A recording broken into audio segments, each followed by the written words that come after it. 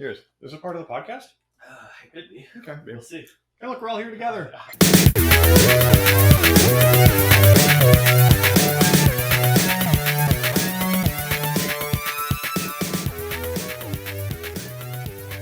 Hey, welcome to Mind Over Splatter. Special video episode. Our 20th episode. Mm-hmm. Wow. We did a special video episode for our 10th, and now we're doing one for our 20th.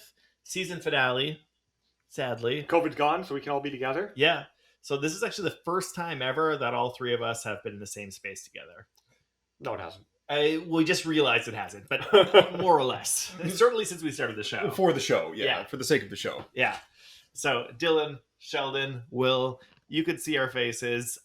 If you're just listening to the audio, well, first of all, apologies in advance. The audio might seem a little bit rougher around the edges than it normally does. It's not going to be as edited as it normally is because it's going to be in the audio uploaded from the video version that we're recording right now. So if you want the full experience, go over to our YouTube page. We have a YouTube page, youtube.com/mindoversplatter, or do a YouTube search for Mind Over Splatter podcast. You'll find us.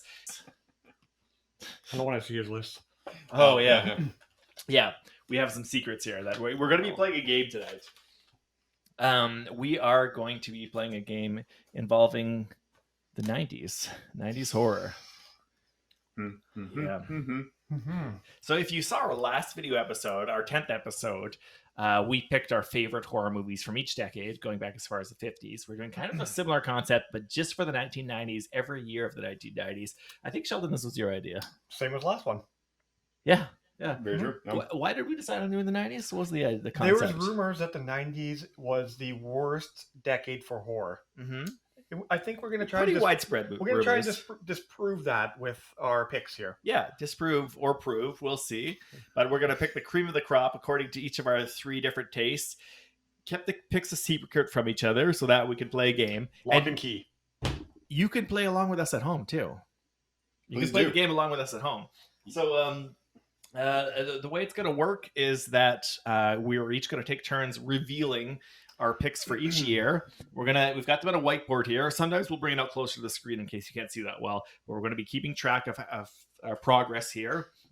We're going to try to guess picks for each other too. And if you get a pick right, you get a point.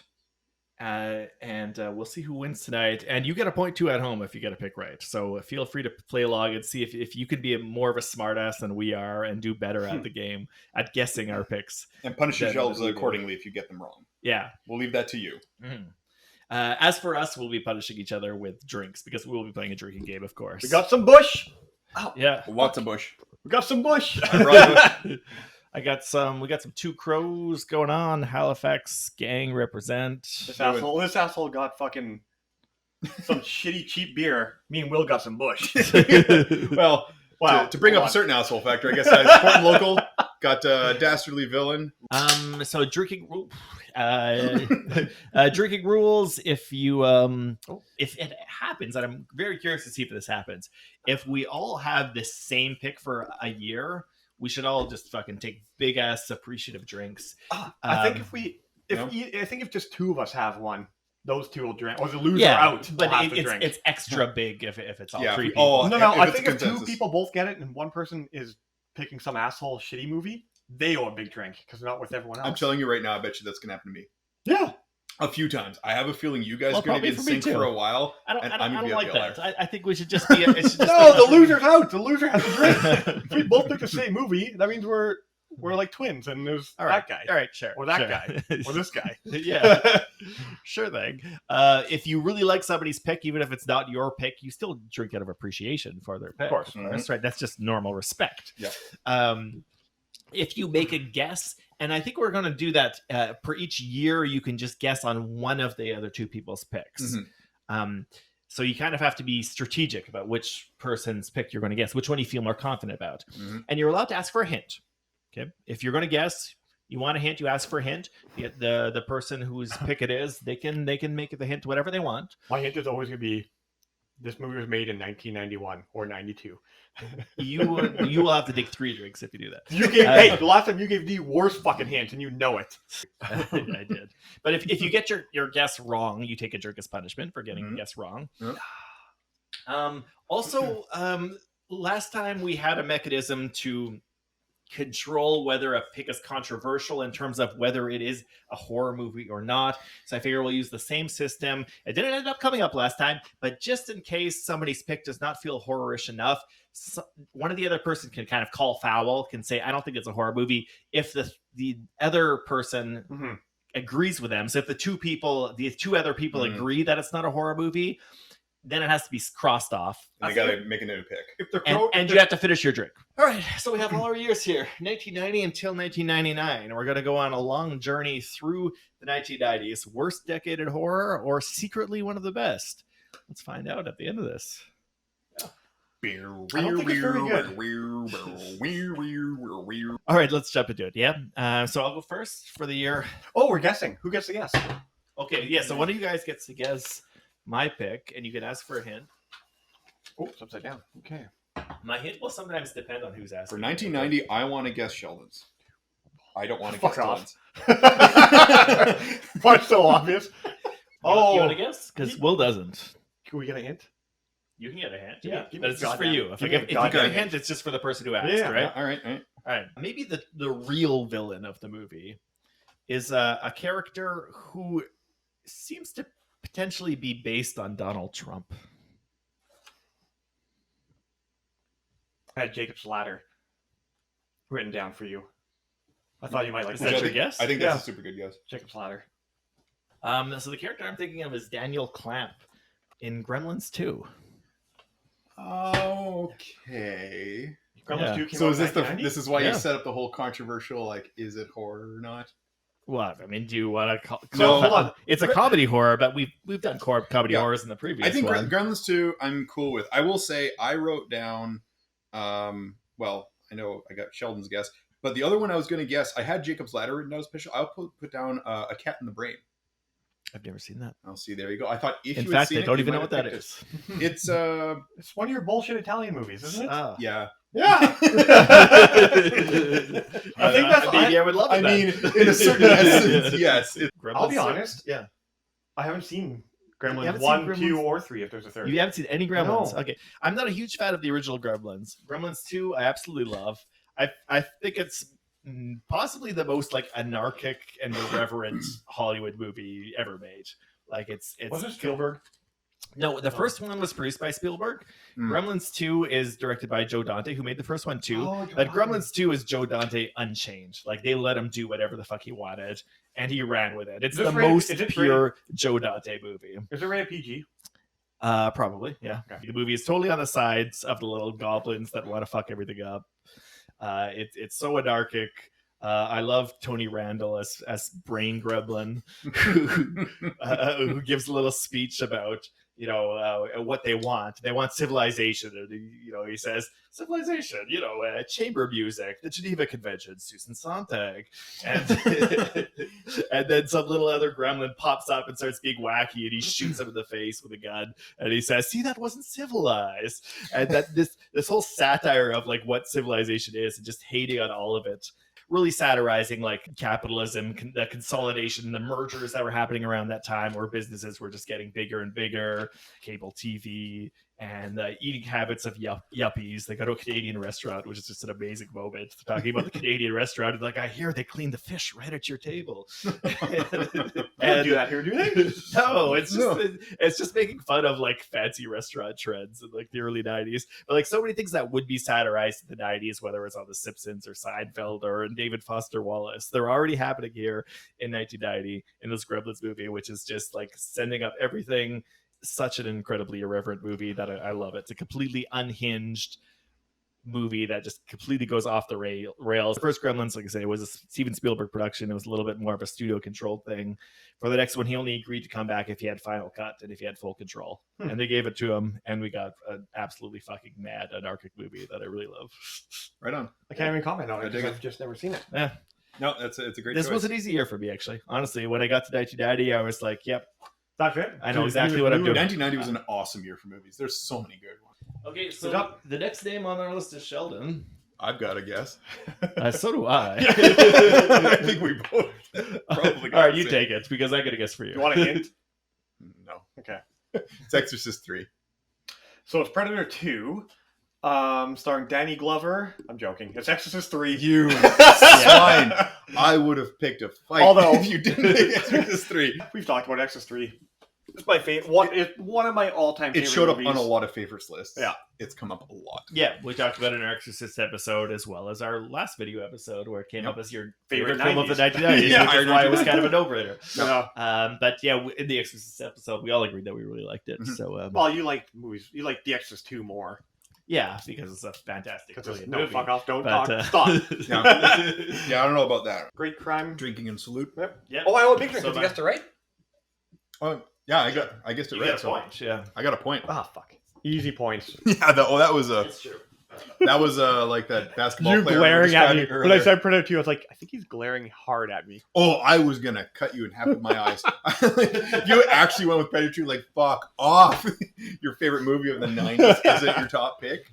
Like going into this episode, I prepared a certain list of sure things. Before I even made my own picks, I had, all right, Dill, Shell, who do I have for my list? And there were certain sure things, and Exorcist 3 was the first thing I wrote down.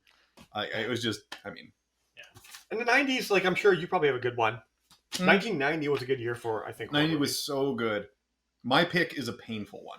And not because of, like, it's a painful choice. I movies. have years You. I have years where it's Oh, I know what yours is. I'm sure you know it. well, it's not my I guess. got to guess, yeah. Like, there's two Well, films I want to I'll talk just about. say that when we did the decades, both of you guys had picks from 1990 as Yeah. your pick for the 90s. Oh, I didn't. And though, I mean, you've been giving hints that you had a hard decision, so it's possible you've changed your mind, And I which is allowed. I mean, you can change your mind in the intervening almost a year that it's I think been. I'm right. But Hold on. Let me circle the one I think it is. Because I have I will two. I'll take a hint though Sure. to help narrow it down. It did come down to there's two films that I really, really wanted to pick, both of which did come up in our past episodes. All right. Well, I mean, I'll just stick with what you picked in Yep. your favorite film of the 1990s, which was Tremors. And that's what I ultimately had to go with. All right. Yes! I ultimately had to go with it because I did pick it as my favorite for the 90s. It is such a good movie. It has been a favorite of mine since 1990. I adore it. The legacy of it is fine, but the original Tremors is, Well, let's break it down. Yeah, yeah. is so much fun.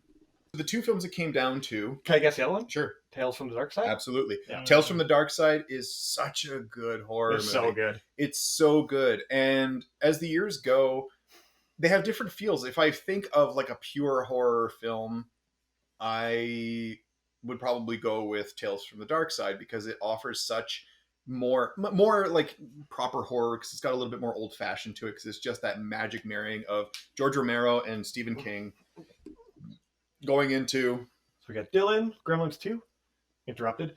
that's Exorcist fine. 3. Yeah, I can see it. you got like what part one has both Steve Buscemi and Julianne Moore Yeah. with a mummy based on a Oh, Arthur Conan so- Doyle story. That fucking gargoyle story scared the shit out of me when I That was was the a best kid. story of That that. one freaked me Oh, out. that movie, yeah. But I also love they have a cat that's assassinating people, and they literally hire a hitman to kill the cat, and he fails. And I love that, especially like I grew up as a cat person. I'm still a cat guy, and seeing a cat destroy a hitman is hilarious. Anyways, yes, Tremors, great choice. Kevin Bacon. I even I started second guessing it because this is sort of a shout out to a fellow YouTube channel out there, but Dead Meat was covering the entire Tremors franchise, and watching those movies and then seeing the Dead Meat podcast and YouTube channel covering it made me not as wild about it because the sequels are so milquetoast and not very good. But then I started exactly. I started, and then I was like Tremors was on TV the other day, and I've seen it a million times. I'm like, I'm just gonna leave it on for a little bit, and just that little bit on there, like that little fire inside me, like rekindled. I'm like, right, the pilot light is back on. Yeah. Tremors 1 is amazing. It's so good. It's early enough that they use only practical effects for all the monsters. Yeah, And it looks it's great. all sound design and practical Yeah. effects. The acting is really fun. Those later Fred sequels are- Ward's great. Kevin Bacon's great, and it was my top pick for the '90s, and I can't exactly betray that. 1990, amazing year. I mean, yeah, like all the lists we've got here. I'll keep raising it up. Yeah, Exorcist 3, Jacob's Ladder, Cat in the Brain, Tales from the Dark Side, Tremors, Gremlins 2, like we're Predator 2, like we're every movie we mentioned Well, we're in here. the fringe, right? The 80s are just finishing. We still get some gold movies, and then we kind of go to hell soon. Like we just described, like my early '90s VHS rack. Like, all those films we just mentioned, like those are like there it is. Yeah, I was curious if somebody would go to Jacob's Ladder, though. I mean, since you guys I just picked both had pretentious 1990 for you. movies. Well, it's a fair guess, and it's such a good movie. Like Jacob's Ladder is awesome. Yeah, I'm not a huge fan, but I do I've like never seen it, Adrian actually. Lynn. Another one I've never generally. seen. Oh, It's I recommend it. It's on my list. It's a really well crafted visual film. Where's But my list, anyways? also Adrian Lynn is back. He's got a new movie out right now. Deep Water with Ben Affleck. ah, His first movie in 20 years. He's been away from the game for a long time. jeepers. I have a watch list here that I keep on. Where I remember things, I write it down to movies I want to watch. Solid. Dress to Kill, Extra. Extra. Fade to Nice. Black. Dress to Fade Kill Black. is good. I've heard really good things. I've It's never seen good. it. Okay. I'll keep that there. All right, shall we move on to our next year, 1991? Let's see if I have a good guess for. So I'll go first. I always go first, right? We're going to keep the same order? Yeah. How will you guess for Dylan this time? So that way we switch it up a little Oh, bit. I'd rather trade around. I'd rather guess you this. Because I think I can get the next one for you, but I don't think I can get this one. See, I think I've got for 92. I think I've got both of you. 91. I don't think I have either of you. 91. 91's tough. 91's Okay. a really tough year. I'll take a guess, but I'll You'll take take a guess? I'll take a hard hint here. All right. Yeah, it would be great. All right, I'll give you my hint. I think this will work better on Will than on you, but let's try. Okay, this is going to be a real Jeopardy ass hint right here. So this movie was criticized on Entertainment Tonight by the head of the Pearl Harbor Survivors Association. Whoa! Pearl Harbor What Survivor. a weird Can you give me a hint. different hint? Like name one actor or like who directed it or something? Is it directed too bad? I'll say that it's a type of movie that you're not a huge fan of, so you're unlikely to. I'm not gonna guess it, am I? Probably not, because it's a specific subgenre that you're not a big fan of. This is Okay, so I'll just what I have written down is wrong. I have Cape Fear written down for you. Okay, that's not a bad guess. That could have been a potential backup for me. All right, so I'll just say right off the bat that I'm sorry if I'm stepping on anybody's toes right now. I think I might be, but I feel like 1991. It's a weird year for horror because it's the only year where you've ever had a horror movie win Best Picture at the Oscars. Which is Silence of the Lambs. I gotta say, I feel like we can avoid it, but then beyond that, it seems like a really weak year. So I feel like it's a year where you've got a horror movie winning Best Picture, and which is also a terrible year for horror movies. So it's a strange year because looking through the movies released in 1991, I think you guys agree with me. There's not It's a dog lot. shit. It's a dog shit It's year. dog shit year for it's a movies. dog shit Holy year. fuck, it was bad. Yeah, it really is. Oh, It that's really not is. that bad. Oh, I don't know. So anyway, That's not that so bad. I dipped into Disagree with me. I'll give you a nudge when I want an agreement. so yeah, I dipped into a specific type, which was kaiju movies, and I went with Oh, go to hell. Godzilla versus King Ghidorah. How the fuck am I gonna guess that? Oh, You could have said it was a Godzilla movie. I still wouldn't have guessed who the fuck Probably, was fighting. yeah, but Who's he fighting?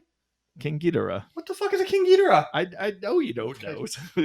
I didn't even really think to go at I'm the not doing horror kaiju? movies. to look at the kaiju films.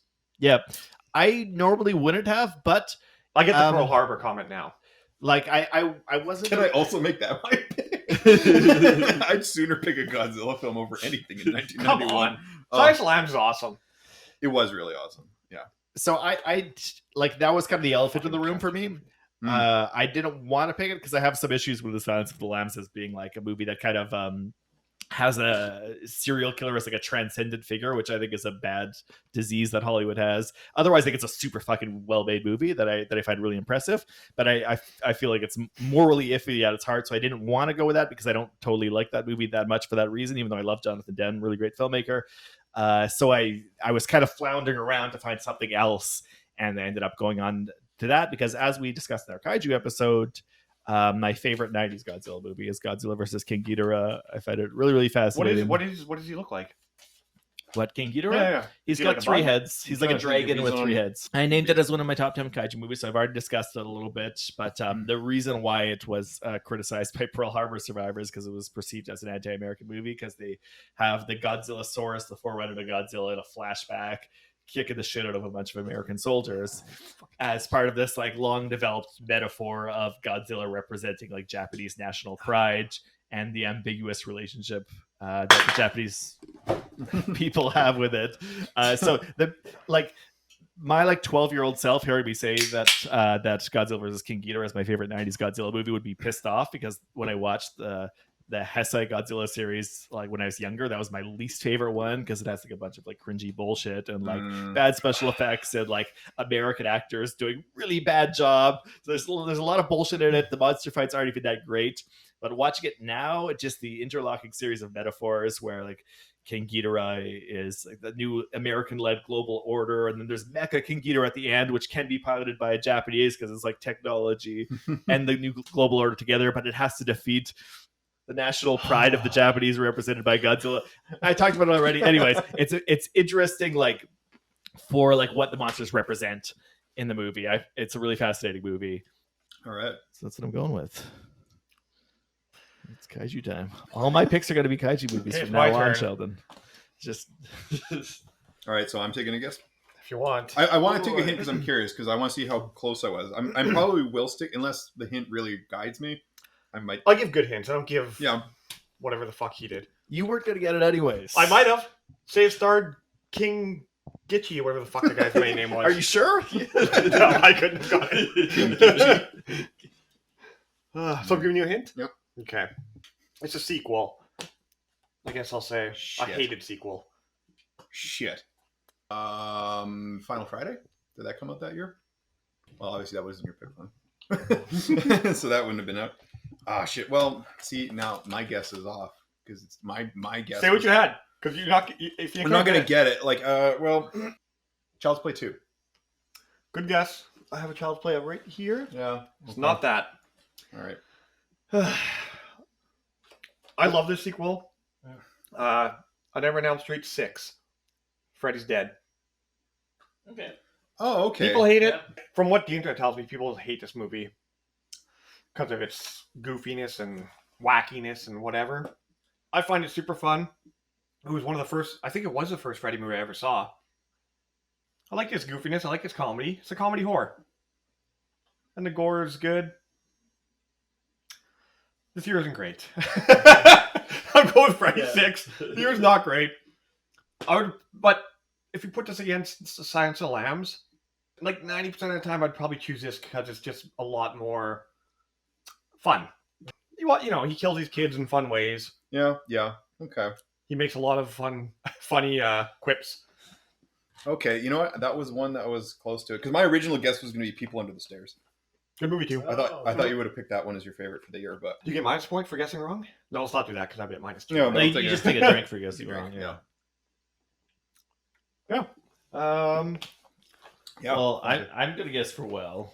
And I feel like Will is finally going to bring Silence of the Lambs into this. So that's what I'm saying. That's what I've read. I had Silence of the Lambs down, but then I thought it was going to be shot down as a thriller and not a horror. That's a horror movie. But- I think it's straight horror. So I went for a different. I did make a different pick, although as it shows here, I've covered the other stuff. Oh, okay.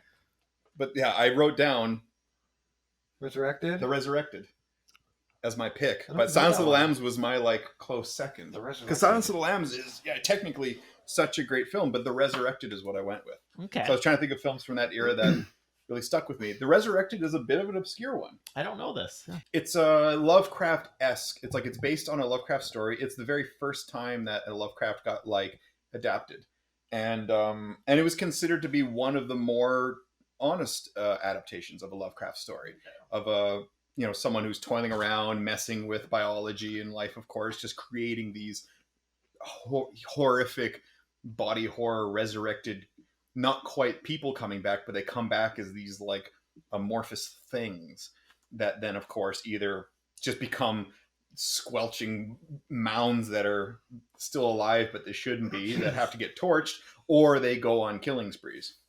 I was shocked that I hadn't heard of it until when I finally came across it. It was shown to me by a friend. I can't remember if it is a Stuart Gordon or not. Like, it's in that vein of like, it's got a lot of the same actors, a lot of the same people who are doing those types of films, like around the Reanimator kind of family. It's not like the first time that Lovecraft was referenced in a film. There's obviously much older films dating back to like the early 70s. There's like Hammer horrors that reference Lovecraftian things, but this was a full adaptation of an exact story, and it does a very good job of it. And it has certain scenes that really stick with you. Like it'll be really subtle. It'll have, I'm gonna be a bit more in frame. Yes. It does a really good job of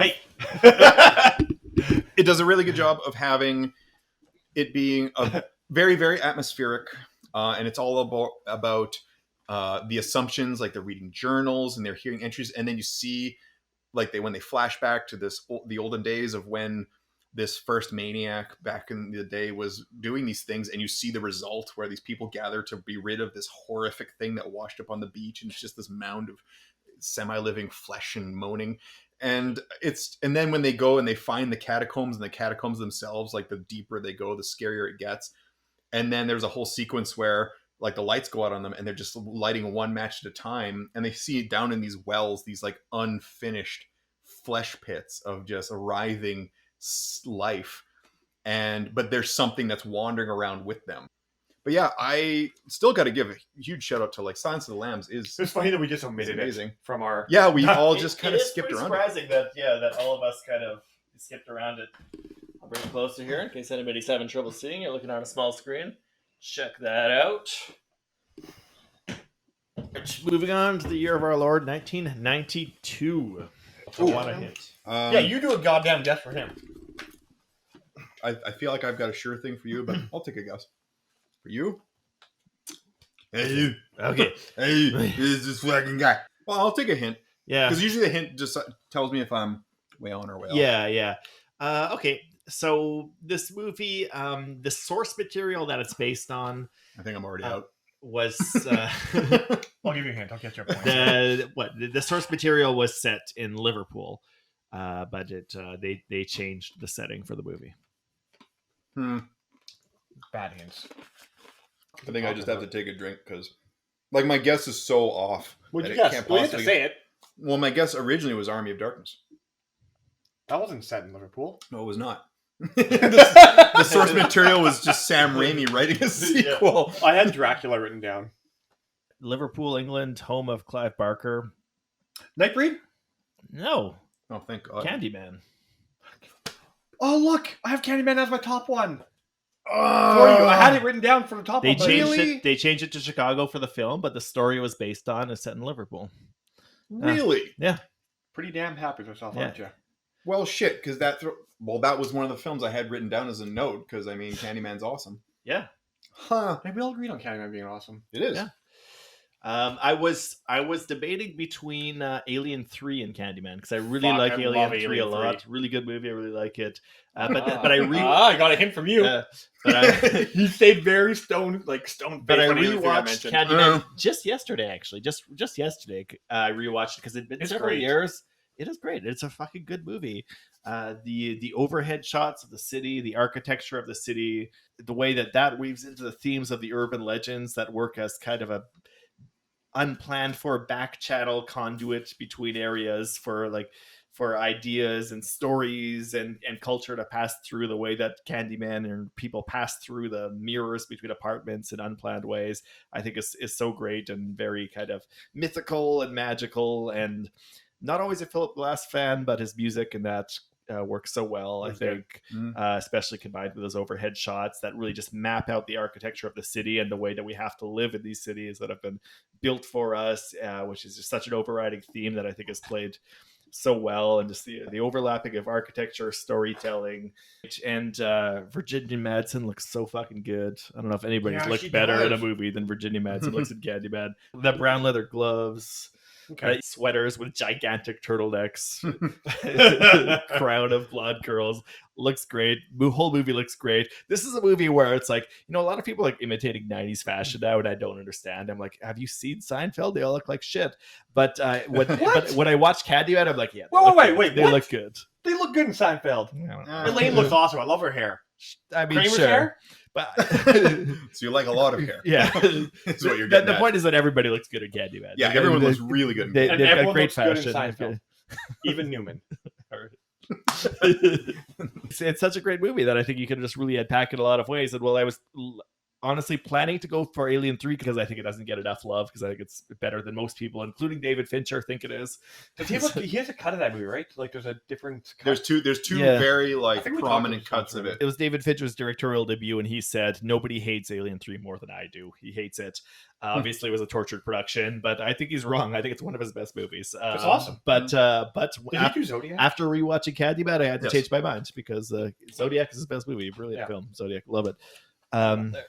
Candyman had to take the crown. I should have guessed that right because here. I had that written as one of the notes, but I guess the Liverpool thing threw me off. Well, I didn't Like, get to guess, but it was my top for you. I had. so I guess Candyman because and it has Dracula. such a American tie, like it feels like such an American film. It has such a sense of place. Like, it's so Yeah. Chicago. It's so Chicago. It's so such American Cabrini history. Green. I mean, it has to do with obviously like this slave era and that entire Yeah.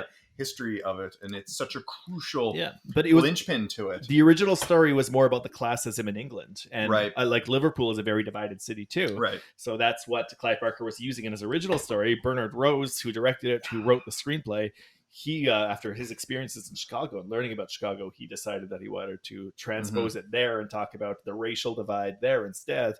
Great movie. Great pick. Great pick. Right on. Well, I mean, I'll guess for Sheldon. I would guess Army of Darkness for you. I'm You not don't going to want a ask for a hint? hint. You're wrong.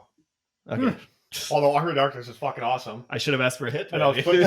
flip flopping. I'll take my drink for that. So I picked Dead Alive, or I think Brain Dead by Peter Jackson, Right. Okay. because it's incredibly over the top insanity from start to finish. Basically, it's like the monkey gives a disease. Have you seen? Oh yeah. I Yeah. haven't, The rat Are monkey. you insane? So, Yeah, it holds the world record for most like stage blood used Yeah. in a production. Yeah. like Army of Darkness and this, both, it's maybe day to day I could pick either or. They're both really fun, entertaining movies. A lot of comedy, a lot of fun. But with Dead Alive, what threw over the top was the Kung Fu priest. And I him. kick ass for the Lord. That's the one. I watched that in film school, literally. So I've got I've written about it. So There's I got acquainted. there's a lawnmower scene where he flips a lawnmower up and goes through zombies, like Mhm. mowing them down with a lawnmower, and there's fucking blood and arms and guts flying. Yeah, it's a fun movie. The two zombies have sex in the basement. They make a zombie baby. It's incredible. It's a very unhinged. If you guys like Peter Jackson, go back to either Dead Alive or Bad Taste. They're really fun movies. Yeah. I think this was a good year for movies, for horror movies. This was a bounce back. 91 It's was better so than 91. dismal. Like Yeah. 91 was so dismal, and 92 was Oh, refreshing. so I put the little I square. feel like it up- was almost following like the Star Trek rules, how it's like Star Trek good. The quality of the films alternate. It's like even in odds. It's like all even. I can't remember how it works because I think it's all The the evens are the good ones. The evens odds are the good bad. ones, Yeah, the 2, evens 4, have 6 like are the Wrath good of Khan ones. Yeah. and all that. Like the evens are good, the odds are bad. God. And that was like this, like the 90s. It's the evens are good, the odds are bad. And so far, and like So I'm standing by that, I circled. and I think it might last through the entire 90s. I circled this year for the best horror of the 90s. Mm. But I might change mine still. But I had it circled. It's not a bad choice if you're picking all. We got these. Candyman. We got what'd you pick? We don't know yet. We don't know. I tried to trick him. Right. Yeah. Give me a hint. A You need hint. to catch up. Take a hint. Yeah, I need a fucking point. Okay. You can say it's a sequel, and then I can either guess between Army of Darkness or Alien 3. I don't think he's gonna pick Alien 3. He's an Alien I fan. think so. Yeah, but I don't think he likes Alien 3. He likes 1 or 2, Fuck. especially 2. Number 2. It's always interesting to hear what people think. No, I think I got it already, but he's trying to give away a hint that's not too. Well, Army of Let him Darkness. give it. Let's find out. it's well at some point, That's not my guess. at some point during all of our discussions, I don't know, like during this entire thing, but this film has come up. My pick for this year has come up already in our discussions. It has been Like- cited. You mean tonight? I won't say exactly when, but we definitely brought it up. It definitely came up as in our discussions. Is it Dracula? No. Fuck! He gave me a bad Don't hint. blame me. I was just That wasn't making my a guess. suggestion. Dylan said Dracula. I will say I heard him Candyman. say Dracula, I was going with Candyman no matter what. which is a And super, if super, if super. I'm wrong, then I'll take 2 drinks for getting 2 guesses wrong. Braindead. I went with Dead Alive. Yeah! Oh, loser! Let me do a big drink because we're twins. Yeah, Dead Alive. I had Candyman right in there because Candyman kicks so much ass. It's so good. But how come you didn't make a face when I said Brain Dead and Dead Alive? You just sat there. Great poker face. Acting, man. Great I acting. have to go back on the video and have a look at this. Exactly. Go back. All right, you are an actor. The rights on my face. Brain Dead, aka Dead Alive. Like for the mature viewer of cinema, How did I not Candyman guess has that? a lot more. You even had the quote like lined up, ready to go. When Oh, I said, it's like, I kick ass for Watch the it Lord. learn. Watch it learn. Yeah.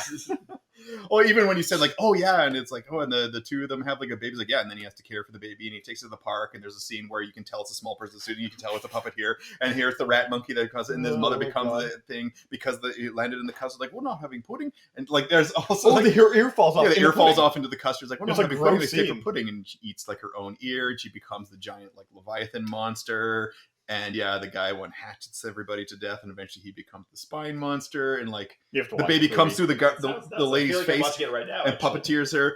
Like there's the punk in the cemetery gets killed, and then his organs become a sentient organ beast and run around for the rest of the film. Naturally. It's a gross out movie. It's nonsense. It's Peter Jackson unhinged, but I almost the catalyst for it was the effort I had to put into to get a fucking copy of it back in the day. Oh yeah. Was a lot. I had to scour eBay for it because it was so hard to find. There it is. Yeah, that cover also stuck. Is there a backside? No. Dead Alive. That's what you get. Like, this is just Lionsgate. Why don't we have a real copy of this from... It's a weird rights thing because it's technically like it's a New Zealand film. Braindead has its releases there. Definitely check it out. Yeah, Dead Alive, super good. Honestly, Dylan hasn't peeped before at we the movies. started, if I had to like pick a year that I thought we might all be in agreement on, I would have picked 92 because I thought there was a chance we'd all We say all have our- Candyman. Because I Oh! know we all like it. Because Yeah. we've all said it at some point. Yeah, we've all have referenced it, and I thought of that. Well, it's a good year. I think I've got your guess for 93. So Me? Yep. What do I have for 93? I don't even know. at least I'm hoping. If my homework. Oh, no. Well, do you want to guess for me in that case? You guessed for him Moving last on. time, right? Yeah, I'll guess for you. Okay. Do you want a hint or no? Give me a hint. This was based on a book, and some of the people who bid for the rights to adapt this book include Joe Dante and Tim Burton. Why did I don't want to... But it was neither of them who got the rights. Hmm. You have a good guess? I Whisper in my ear. I need a point. I have 0 points. okay. So What? Oh, I have that written down, too. do you? Yeah. Oh, okay. That was Chronos? What? Chronos? No. Oh, That's all I have written down for well, you. shit. Stop listening to other people, Sheldon. That's We will lead you astray. what I have written down for you, too. You like Oh. these pretentious big director movies. That would be my number 2, actually. That is a movie I like. Yeah. Give me a half point, then. Who's number 2? No. Just put like a... That's not how it Put a works. fucking half point on my name. Just a half point. It'd be half a little line. That's it. Okay, fine. Okay. I'm watching to make sure it doesn't go past 50% of our other lines. But that's right. All right, so I'm just a half point behind them. Okay, Okay. so I don't know if you'll be mad at me for this, but I picked Jurassic Park. What? Yeah, Is that a horror? I think it's totally horror. Because if you think of all the big moments in it, it's all people cowering in fear from scary monsters that are trying to get them. I'll Google It's- it right it's- now. Yeah.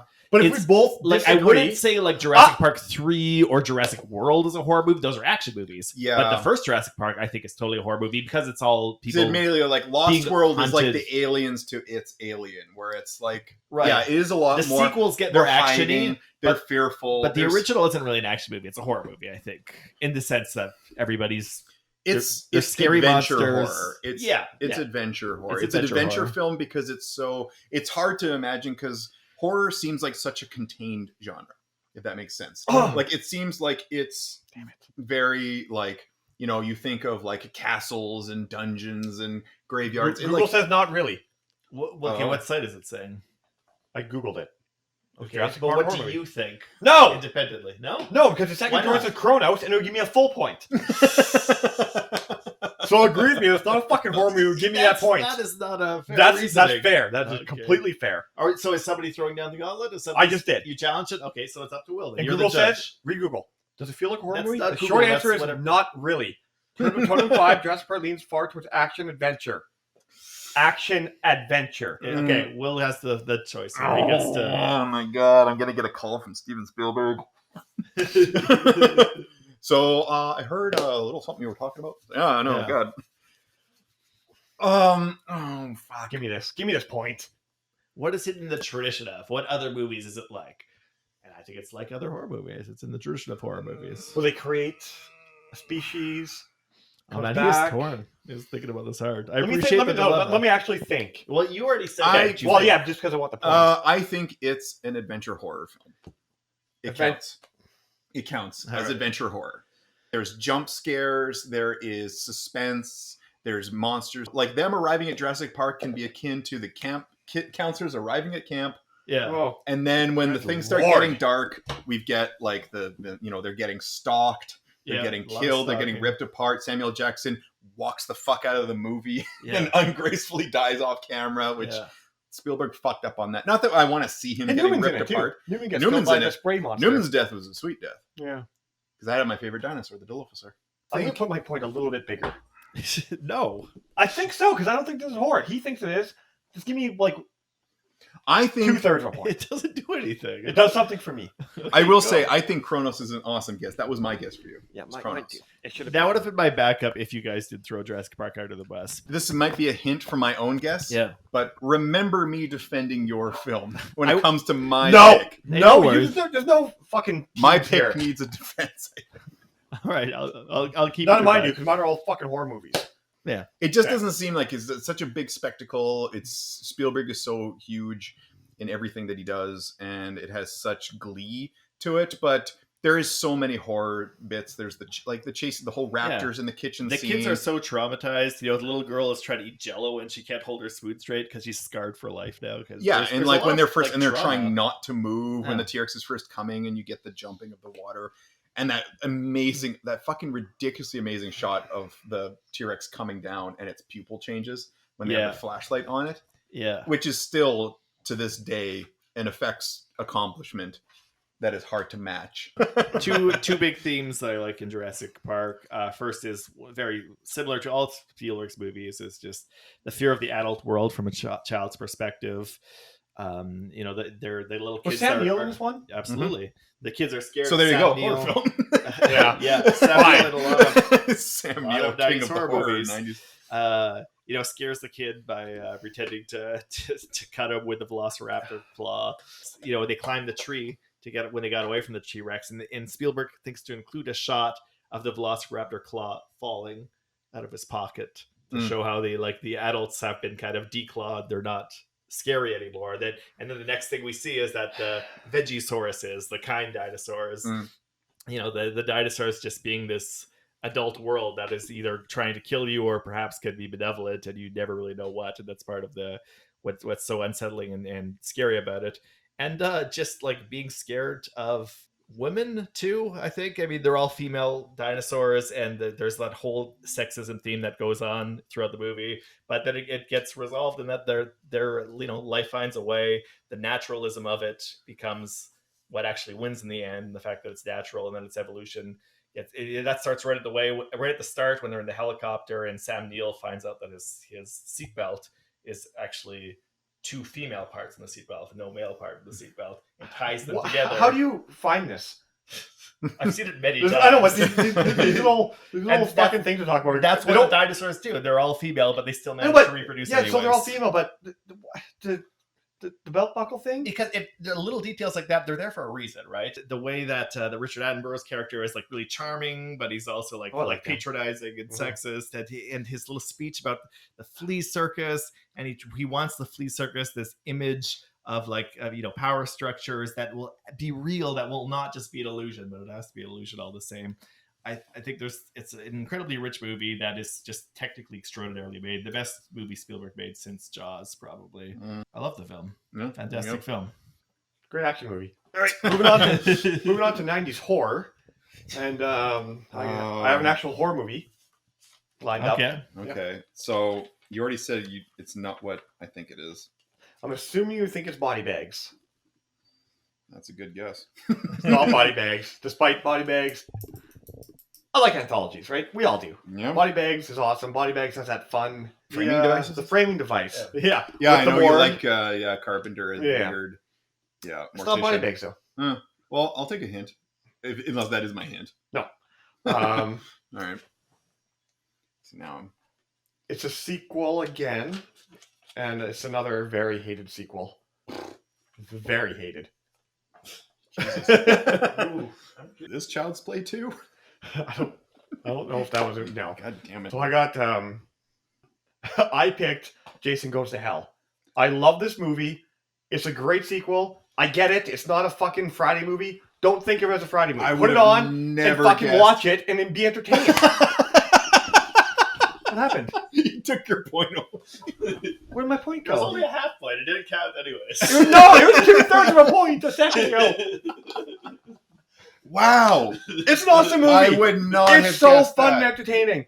You know, they got the hitman coming out to kill the fucking little monster thing who's going into bodies. He was cool. The guy, the FBI, like the obsessive agent who's going mad is pretty Who fun. just says nonsense? Who just Yeah, it's awesome. like, that makes me think of a cigarette going into a pink donut or some. Yeah, you bullshit he says. know these comments. What are you talking about?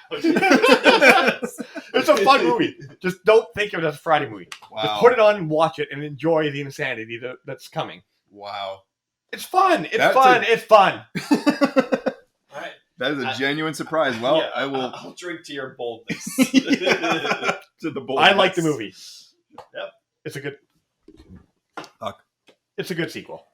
Bags. Just pretend it's not a fucking Friday movie and enjoy it. It's a fun movie. To your credit, it barely fucking is a Friday movie. I know, It but blows up at the beginning, and but then that's it's a what weird people possession think. People film. are all upset that, like, oh, this is a real Friday movie. I hate this. Yeah. Don't watch it like that. Just watch it as I a don't movie. care about that. Like A lot of people do. Yeah, though, like we all like Halloween 3, right? So, you know, Yeah. Yeah, yeah. I don't. If the movie says it's part of a franchise that it ends up being something different, I don't care. I just think that one's bad. But, You think it's bad? I personally, yes, I think it's very bad, and I never want to see it again. So I think you have to guess for me. I'll take a hint for that. Let me see. Well, that was my first hint was that I feel like it might need a bit of defense. Although since we've been going, I think it's safe. Well, I think yeah. it's safe. We got this fucking guy. Yeah, a precedent has. I can't been wait set. for what's next. I will call He precedent. has Jurassic Park 2. Your only argument against Jurassic Park being a horror 'Cause I was wanted my I want point. my half point. I was scared when I watched it as a kid. Oh yeah. This film was definitely a career launcher, Okay. and I don't know if I can say it saved a company, but it definitely kept like the company that put it out. Like they could really use this one, and it surprised the hell out of them. And that when they put it out, it did way better than they expected. Was to. it TriStar? I'm not going to say what company it was. It's TriStar. It's Leprechaun. The makers of the film, like this launched their careers, and they're not best known for this, but this launched like the people who were in it Because Jennifer Aniston went on to do. launched their careers. So that I'm just going to keep talking and ignoring everything that you're saying. No, it's Leprechaun. But it's Leprechaun. yeah, it launched. So there you go. There's a lot of hints. Okay. Was Leprechaun 93?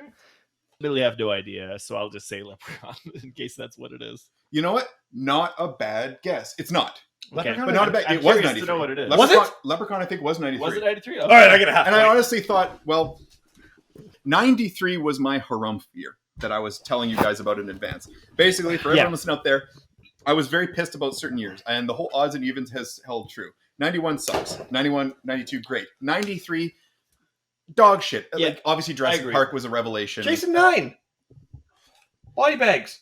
Maniac Cop 3. Check mate.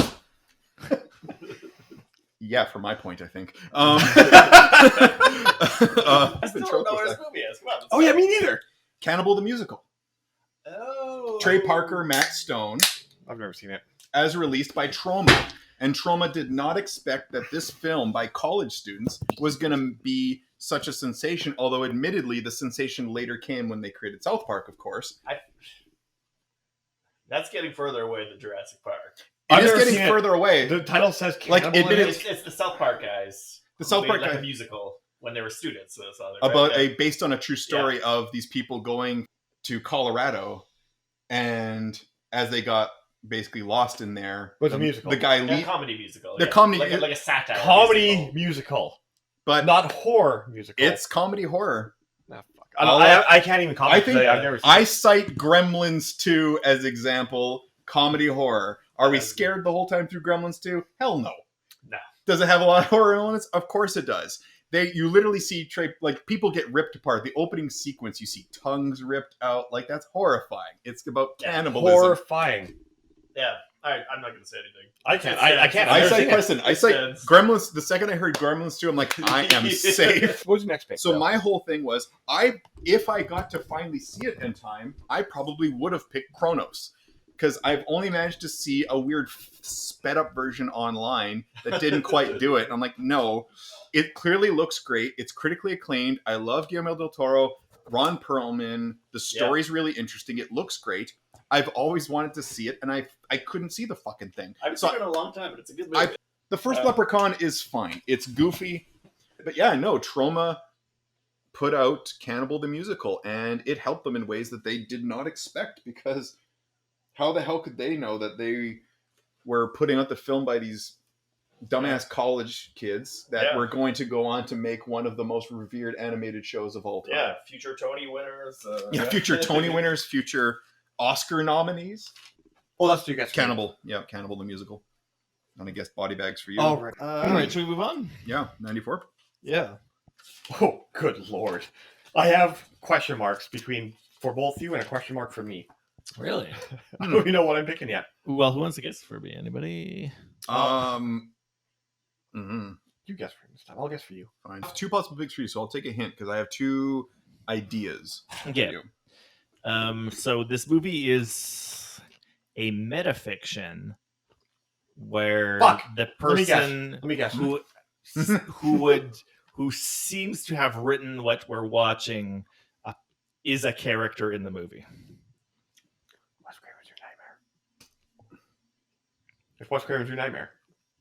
It's Will is guessing. Oh, I'm telling him. I'm going to get a half point for that. Let him think it through. Well, I know because I had You don't other want me to get picks. a point. Now I'm trying to remember It's not if your point. I get a half point. No, I am half filling points. up my point to a full point. They don't count. Those are just little stars that you get in kindergarten. They I'll mean take it. nothing. I'll take it. because I can't exactly remember because I haven't seen it. You got it. I know New Nightmare seems like the easy one, but my other guess was Yeah, what Cemetery Man. Oh, that's a good movie. Well, which one are you guessing? Well, I'm just trying to remember if Cemetery Man was the one that had. He had a hard swallow when you said Cemetery Man. I was watching. What does that mean? That means Because it New means Nightmare, something. like New Nightmare, is a great choice for it because it's obviously so meta, like it's the actors being attacked by Freddy. But Probably Cemetery Man. I think it might be Cemetery Yeah, Man. he likes his Italian horror. Because Cemetery Man was because there was one of them is because I had Cat in the Brain, Devil's Daughter, and Cemetery Man written down as possible choices, and I know one of those has the actual director in it as his own character. I'm gonna go with Cemetery Man. Final answer? Yeah. I've never even seen that. I don't know Fuck! what that is. Fucking hell! It's Wes Craven's Nightmare, right?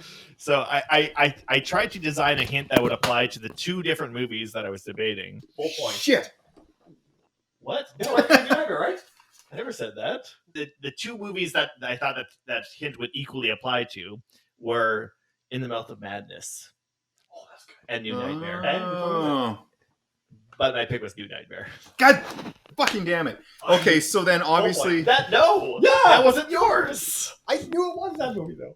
So that's not the rule. I get a half point. Don't you dare I'm erase gonna it. make it half.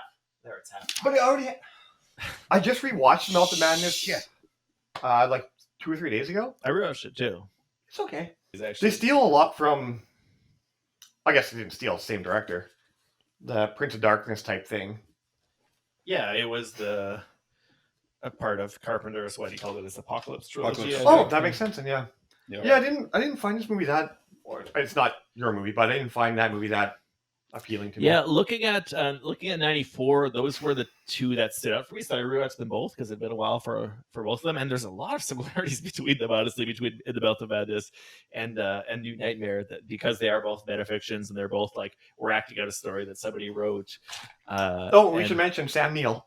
And Sam Neill. And Sam Neill, yeah. But I did go ultimately with New Nightmare, which is not a movie that I love everything about, but I do really like the structure, and I really like kind of the respect that it gives like the idea of horror movies. It's not like, so we're going to be getting more and more into meta movies probably as we go along, because the 90s is the decade of postmodernism becoming totally mainstream, and a lot of these horror movies become meta narratives, right? Or become ironic, become self-referential, and we start to really see that in 1994.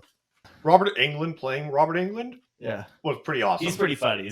And when we're introduced to the character, when he bursts out on stage and starts waving to the crowd, and we see a shot where like Heather great. That's Langenkamp amazing. is literally in his shadow. Like they literally show his shadow cast on top of her, and he's saying to the audience, "You're all my children now." The earthquakes are going on throughout it too, and there were actually big earthquakes happening in Los Angeles around the time it was filmed. And you hear at one point in a news report, somebody says the line, "There may be an unknown fault running beneath Los Angeles," and I just like that as part of like the mission statement of the movie, that which is like just interrogating like what making horror movies does. Like there's the genie in the bottle theory that like Wes Craven gives a little speech when he appears in the movie about how like you're capturing these like evil forces and containing them in a certain way, giving a good outlet for them. And then there's the possibility that you're just invoking the thing that giving people permission to indulge in evil thoughts and ideas. And it's almost like Wes Craven interrogating himself. But I like the way that, unlike some other of these like self-referential horror movies that might come up later, it's not looking down on the material. It's not looking down its nose and pointing out the tropes and the formulas. It's kind of... Why did he scream so much? Yeah, you know what I'm talking Why? about. Well, maybe we'll get to it. I don't actually hate it that much. Yes, you do. But I feel like it's looking down its nose at the material, whereas New Nightmare is looking at the horror as something that is not less than real life. It's almost greater than. It's like it's calling to something that is something like more elemental and essential than what's just on the screen, or even than what's going on in our life. And it's not making fun of the conventions. It's treating them with a lot of respect and a lot of like interrogation and trying to figure out what's going on. That I find really interesting. So much. Well, Here's the only thing I don't like about this movie. Yeah, the child actor is awful. The thing that the main driving force is like save the little kid is probably the main thing I don't like about the movie. It makes the climax a little bit kind of corny. And there's not everything I like about the movie. It's mostly like just like the respect that it gives the material and the kind of the philosophical elements. I think give you some stuff to chew on that I find pretty interesting. That's a good movie. Yeah, very good choice. Very good choice. I prefer Freddy's Dead, but God, I should have fucking guessed that. Or honestly, Mary Shelley's Frankenstein. I thought you would be a fan of that.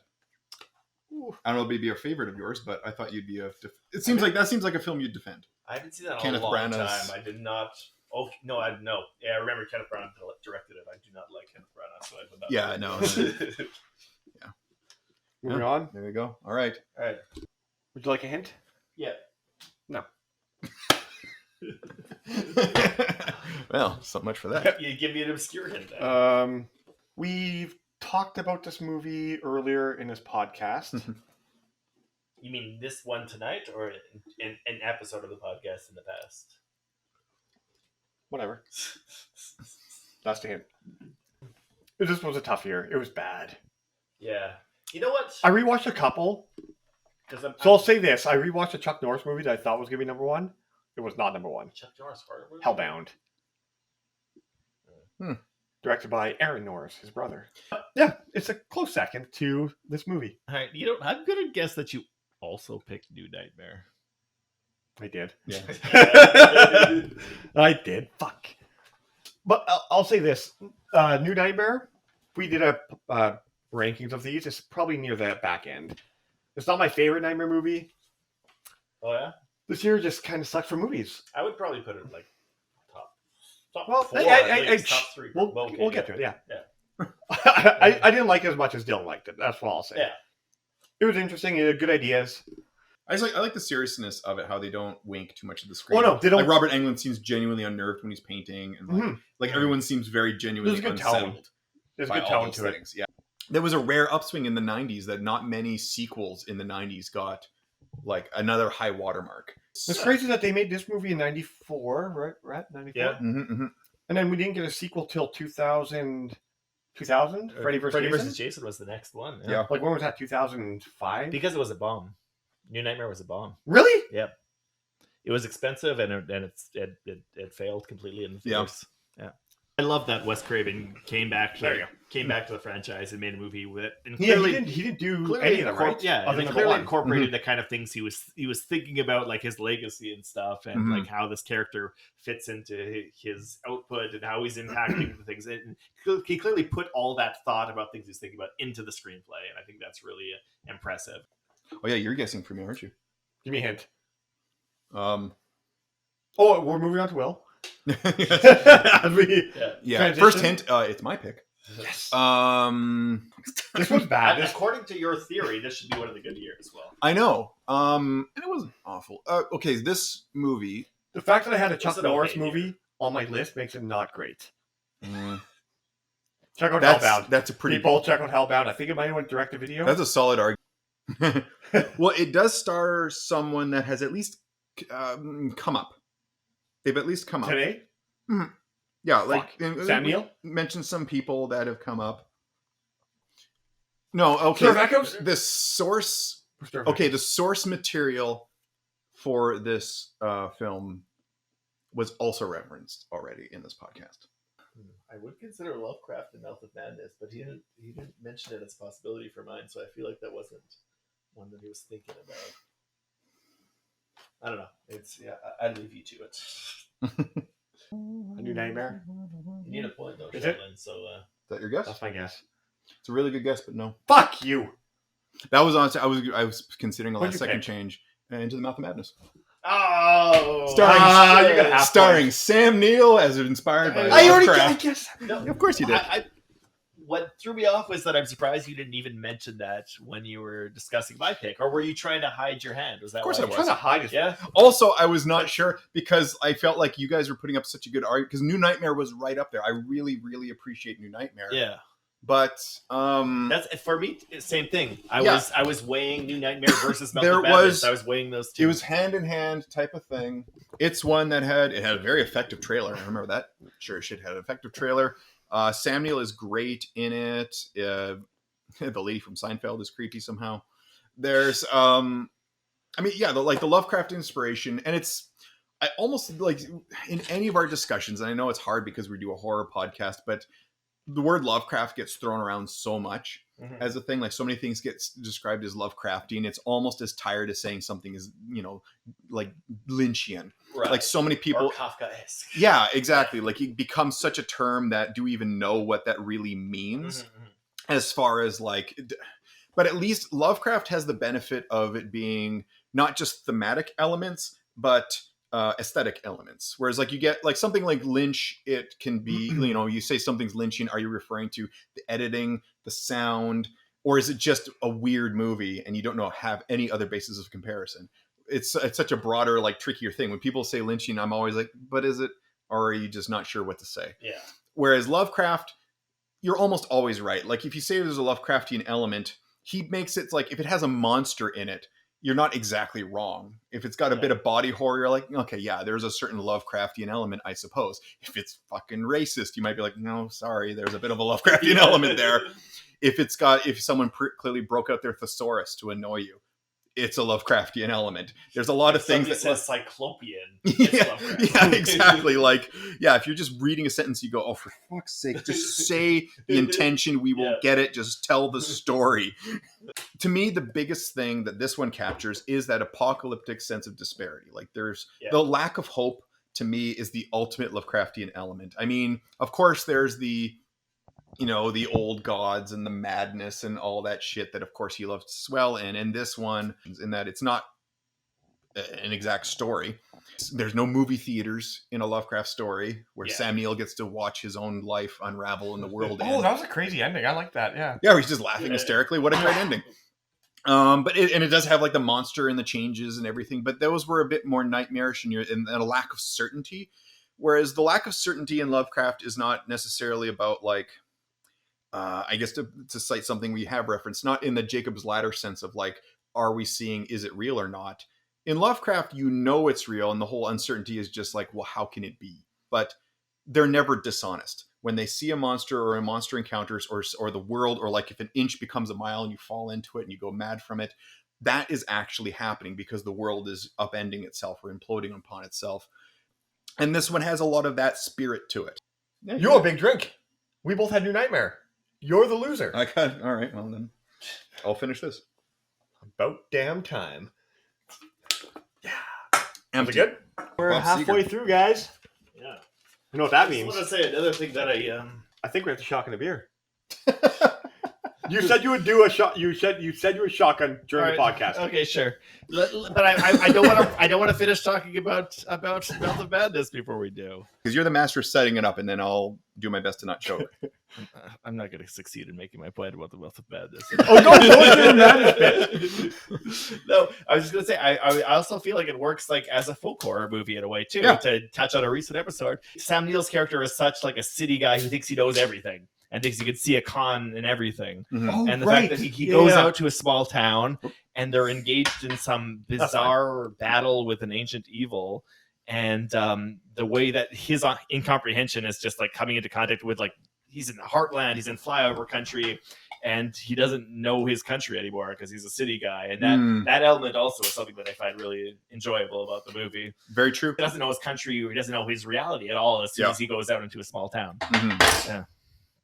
He's accusing the bartenders of being part of the story. Good actor. You're a really good actor, and this and that. All right, halfway point. All right. We're all going to shotgun a bush. All right, here's to the 90s. Here's to the 90s.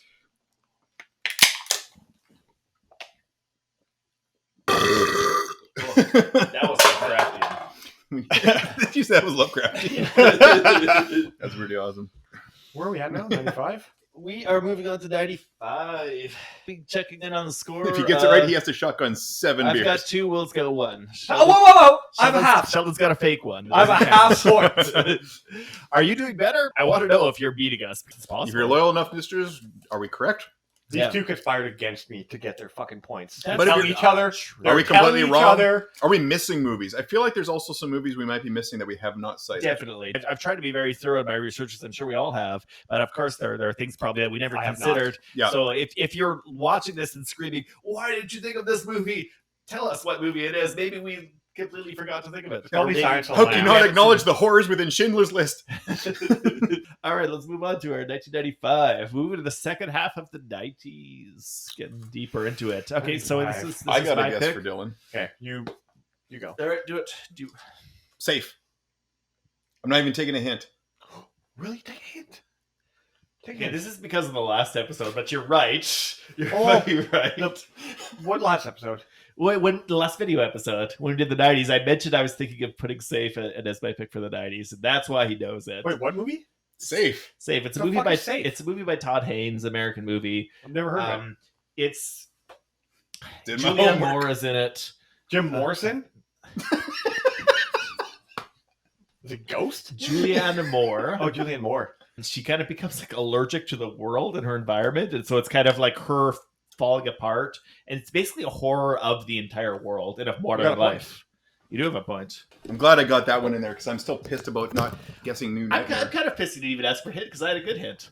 I'll tell you what it was. Okay. I was gonna Oh, wait, that's I was gonna say that Xander Berkeley plays the real villain in Candyman, which is the feckless asshole husband, and he plays a very similar character in Safe. Huh. Todd Haynes would go on to make movies like Far From Heaven and Carol and stuff, but his first couple movies were pretty horror. The first one was Poison in '91. Safe Horror. is a very strange movie. It's a very, very hard to classify. Is it actually movie. horror?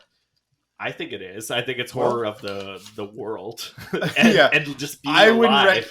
I don't know. If If you're it's putting it on your list, borderline. I'd put it lower on your list. I don't know if it would be a Sheldon film.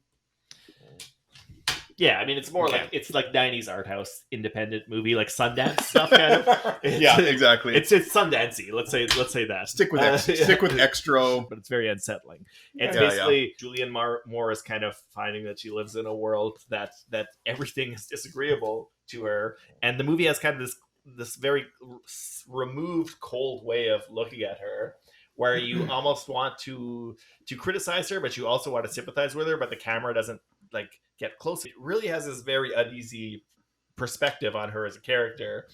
But she finds a community of other people who also feel like they're allergic to the world. And it's just kind of like about how awful it is to exist in our modern society. That's basically what it is in a way. Having to be in a world where it feels like everything is made for you, but there's no place for you in it.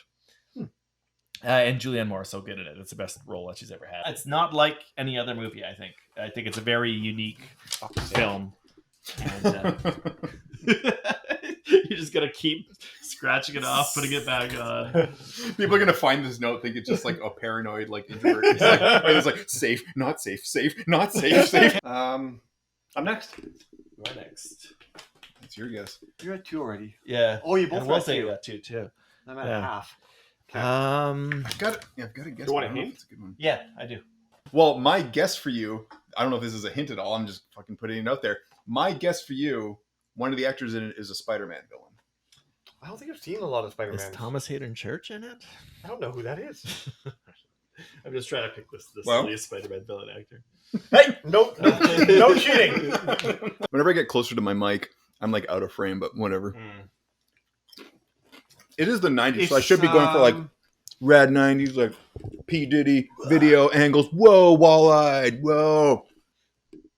It's not an anthology, but it That is. wipes what off? What? Okay, but it is. What? What? That's not it. yes, it is. No, it isn't. It's not an anthology, but it is. Yeah. Well, let's say Tales from the Hood. No, No, it's not. because it's not an anthology. Tales from the Crypt presents Demon Knight. Because it was an anthology, and this one isn't. Because it was a TV series anthology. Okay. And now- Called it. I got it. Yeah! Half point I over got here. both of you. Safe and Demon I'll give you Knight. half point when I get up. And you're right. Thomas Hayden Church is in it. Really? Really? Yeah. Nice. stars- Tell me more It about it. stars Billy Zane. Okay. William Sadler, who was Death in Bill and Ted's Bogus Journey. It's about demons coming down on this cabin, and they're fighting them off. Yeah. Well, because there's like a vial that they have with like Christ's blood in it, and you have to be like, there's like certain chosen people who can be protected, and Jada Pinkett Smith Oh, okay, Yeah. cool. is like one of the stars in it. Thomas Hayden Church. This is a in it. super 90s cast. Oh yeah, This year sucks. it's Yeah. we're in the Yeah. odds again. Yeah. I watch it I watch it probably every Halloween. It's a fun. Okay, yeah. It's a fun. It's Tales from the Crypt. Yeah, it's a fun horror movie. Although, You got the Crypt Keeper. fun little fact, it's one of the first Tales from the Crypt that's not based on an EC comic. So it's not an Oh. adaptation of It's one an of the original comics. story. He knows Yeah. so much about this. You know It's why? an original script that floated around. But a lot of the picks I was going for, and a lot of the films from this, I was basing on my memory of the backs of comic books. So Nice. sort of speaking of EC Comics, you know, like DC, Marvel, Image, all these comics had backings, and they had so many backings of these covers. So I would see things like it could be like Lord of Illusions, Into the Mouth of Madness, Demon Knight was a big one. Oh, yeah. Army of Darkness was a huge one. Like that cover showed up on so many comic books. It was already so comic booky with his like he's all ripped and the skeletons and Right, everything. the poster is already looked like a comic book cover. Exactly. Begin And with, so many of these films, I think of like what appeared on comic book backings. I bet you Will digs this movie. It sounds like he does, but think about this: he was so cagey about In the Mouth of Madness when he could have brought it know. up, and he didn't. What have I written So for the him? fact that he's going to bat for it might be. You guys are trying to figure out my acting? Yeah. We're trying. You've been pretty strategic, so we gotta work the angles on this. I mean, this one also had really great comic book backings. It has a really rad cover. Yeah, this Tales one. from the Hood. Is that your final answer? That's it. Yeah, you got it. I mean, that's what I was gonna guess too. And yeah, right here we go. Do it. Tales from the Hood, I accidentally looked over, and then such a cool movie. Yeah. So I went to watch Lord of Illusions. That was the That's hint I not was a trying very to good give. movie. It's It's not good. it was fine, but it wasn't great. Good? Yeah. Like the 90s, if the 90s teaches you anything, it's that Clive Barker is very far from infallible. Like the 90s was such an impressionable era for me because I was born in 85, so Oh, me too. I turned so like exactly we're turning 5 at 90, and then so that's like 5 to 15. Like if there's a more impressionable time I have, how can it not be? That's when we are way more cognizant than anything And that's why else. we're doing this. That a lot of my choices come down to moments, individual moments that stuck with me. So when I think of films like The Resurrected, it's because there's some individual moments in that film that I'll never forget. Tales from the Hood has, and I'm quoting myself in here a little bit, or paraphrasing at least, the moment where the kid is like drawing what he sees as the monster, and the monster is ultimately just his dad who is abusing him. Oh fuck yeah! That was But a good he's one. drawing like a version of the monster, and seeing the kid's version of it, and you start to imagine, okay, that's his like quick crayon scribble of what he's seeing. Just imagine what he is actually seeing. What is this monster that comes to the door? And the mind reels in that. And I love that device. It's such a great way. I know in the last episode we talked about this. I talked about like that X-Files episode that was so effective, where you never see the monster, but literally the monster is the manifestation of your greatest fear. And Tales from the Hood probably did that before X-Files did, and they did it so well. So that's just an example of how they effectively did something. We don't have time to go into the whole social commentary of it, how the film is just as relevant now as it was then. We did already. We covered that in the Anthologies episode. Awesome movie. Perfect. Awesome. The last 4 Oh, years, God. it's getting later. We are on artificial lighting. It is getting later. It is now the year 1996. We're moving through our childhoods. We're moving through the past. Mm-hmm. 96. We were 11. Dylan was. 7. I was born in 2003, so I would. Does somebody want to guess for me? Oh right. Let me see what I got here for No. 96. He doesn't have Scream because he trashed it. Give me a hint. This is a movie that found out pretty recently has a very strong following on TikTok, and it has a strong cult following to this day. On TikTok. Yeah. I have no guess. Oh yes. All right. Take a drink. I am. I picked The Craft. Oh, The Craft. Yeah. Solid movie. It is. I think it's I've a never pretty good seen it. movie. It's a solid movie. I think it's a good movie. Is Neve Campbell in it? Neve Campbell is in it. Yeah, Exactly. Neve Campbell is Yeah. the like Okay, so I see the non-witch that they're trying to get. The best movie she was in that year. So the cast is good. It's a teenage melodrama, basically, with like witchy and horror elements. You could rope it in with teenage melodramas like Clueless or Scream, but unlike those movies, it doesn't feel the need to have like the kind of ironic detachment of kind of mocking the material and mocking the characters to give the audience permission to empathize with them or to like ally with them. It takes the teenage characters seriously, even though there is kind of weird supernatural shit. I think it takes the teenage characters at face value, and it takes their struggles and their dilemmas as something worthy of handling in a serious adult way. The melodrama is really fun and really exciting. What's it about? There's 3 witches trying to get Neve Campbell to be a 4. witch? 4 Isn't there witches? 4 witches? Yeah, there's 4. So Fairuza Balk Are is they in kind high of the school? evil witch. Or college? Yeah, they're in high school. Okay. So Robin Tunney is the character who's like new to town. Fairuza Balk is kind of the head of this like coven. And Is it Coven? I don't know. Coven. I think it's Coven. Yeah. We'll go with it. I think you're both wrong. The head of this COVID-19, and That's fair. and it's a fun melodrama that has good characters. It's very character driven. Yeah, Big sleepover movie. for sure. I wrote down Clueless. Let me try that first. So I'm guessing for you. Sure. I mean, I think I've got it. You guys get easy fucking points. What do I got here? Does it rhyme with cream? Oh, it does. Oh, Scream. Scream. yes, it's One of my favorite slasher movies. So yeah, Scream reinvented the slasher genre. And then after this, Absolutely. you'll probably talk about it. We got the urban legends and the I Know What You Did Last Summers, and yeah, Scream is Scream. Yeah, A nice whodunit. it definitely gave new life to slashers, like you said, by introducing more of a meta element, self-referential, more ironic. And we had like in '94 we talked about In the Mouth of Madness and New Nightmare, which started to get meta. They started to get postmodern in the sense that like the movies are referencing the fact that they're movies and the fact that they're stories. And Scream is the point where that becomes like a mainstream thing, where horror movies are now meta horror movies. Well, and I think there's something to be said for, you can almost look at the different timelines, and I think we're kind of in one right now, where every once in a while in the history of cinema, especially horror cinema, because horror cinema has so many ironclad subgenres, like more so than like comedies or dramas, where you see like, there might be an age where you see a few period dramas, but it's not like where slashers were dominating a certain genre. And horror has their dominating genres. And once in a while, you need films that kind of refresh everybody and educate everybody. Yeah. And Scream has a really important place as, if nothing else, it functions really well as a film that explains slashers to kids. You're right, because figuratively and literally. So if you're born in, like us, 85, that might have been our first. Yeah, like if you're slasher. 16 in like 96. For so many people, I think. And you watch this, you're like, oh, what are they watching? It's Halloween, they're talking about Halloween and Jamie Lee Curtis. Like, yeah, they're refreshing everybody. Whereas we're getting a little bit of that now, where you're getting these interesting sequels. And I know a lot of it has to do with the coincidence of what's marketable.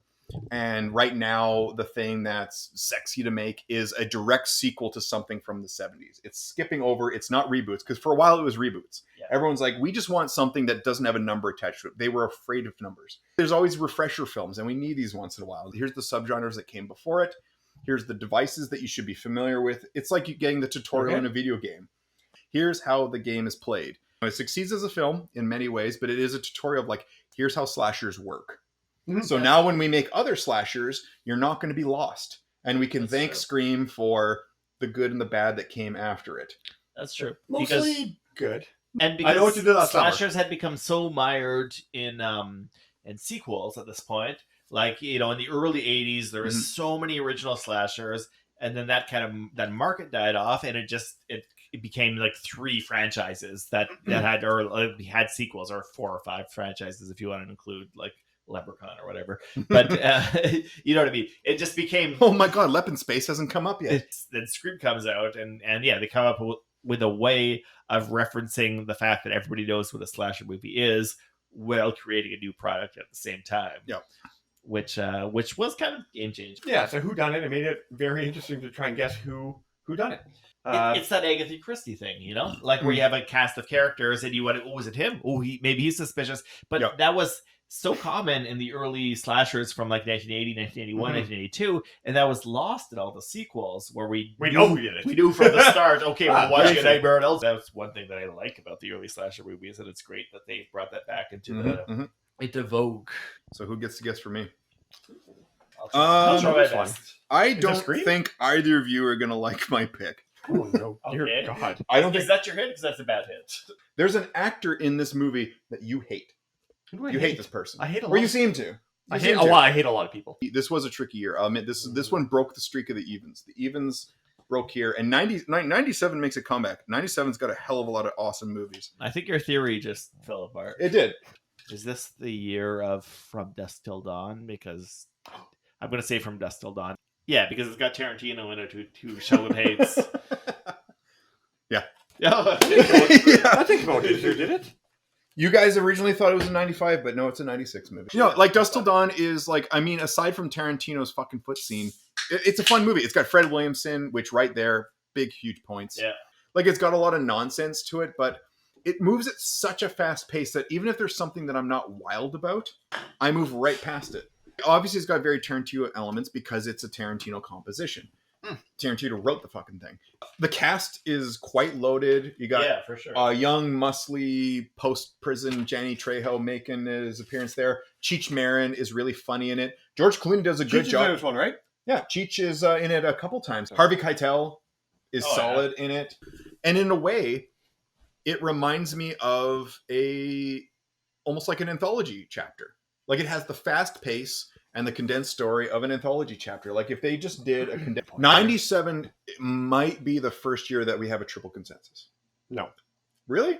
Oh, 97. 97. I think 97 has a shot. No, we got this real fucking asshole here. This guy's gonna pick Anaconda. You know what? Honestly, I guarantee you. The fucking animal movies... It's 97.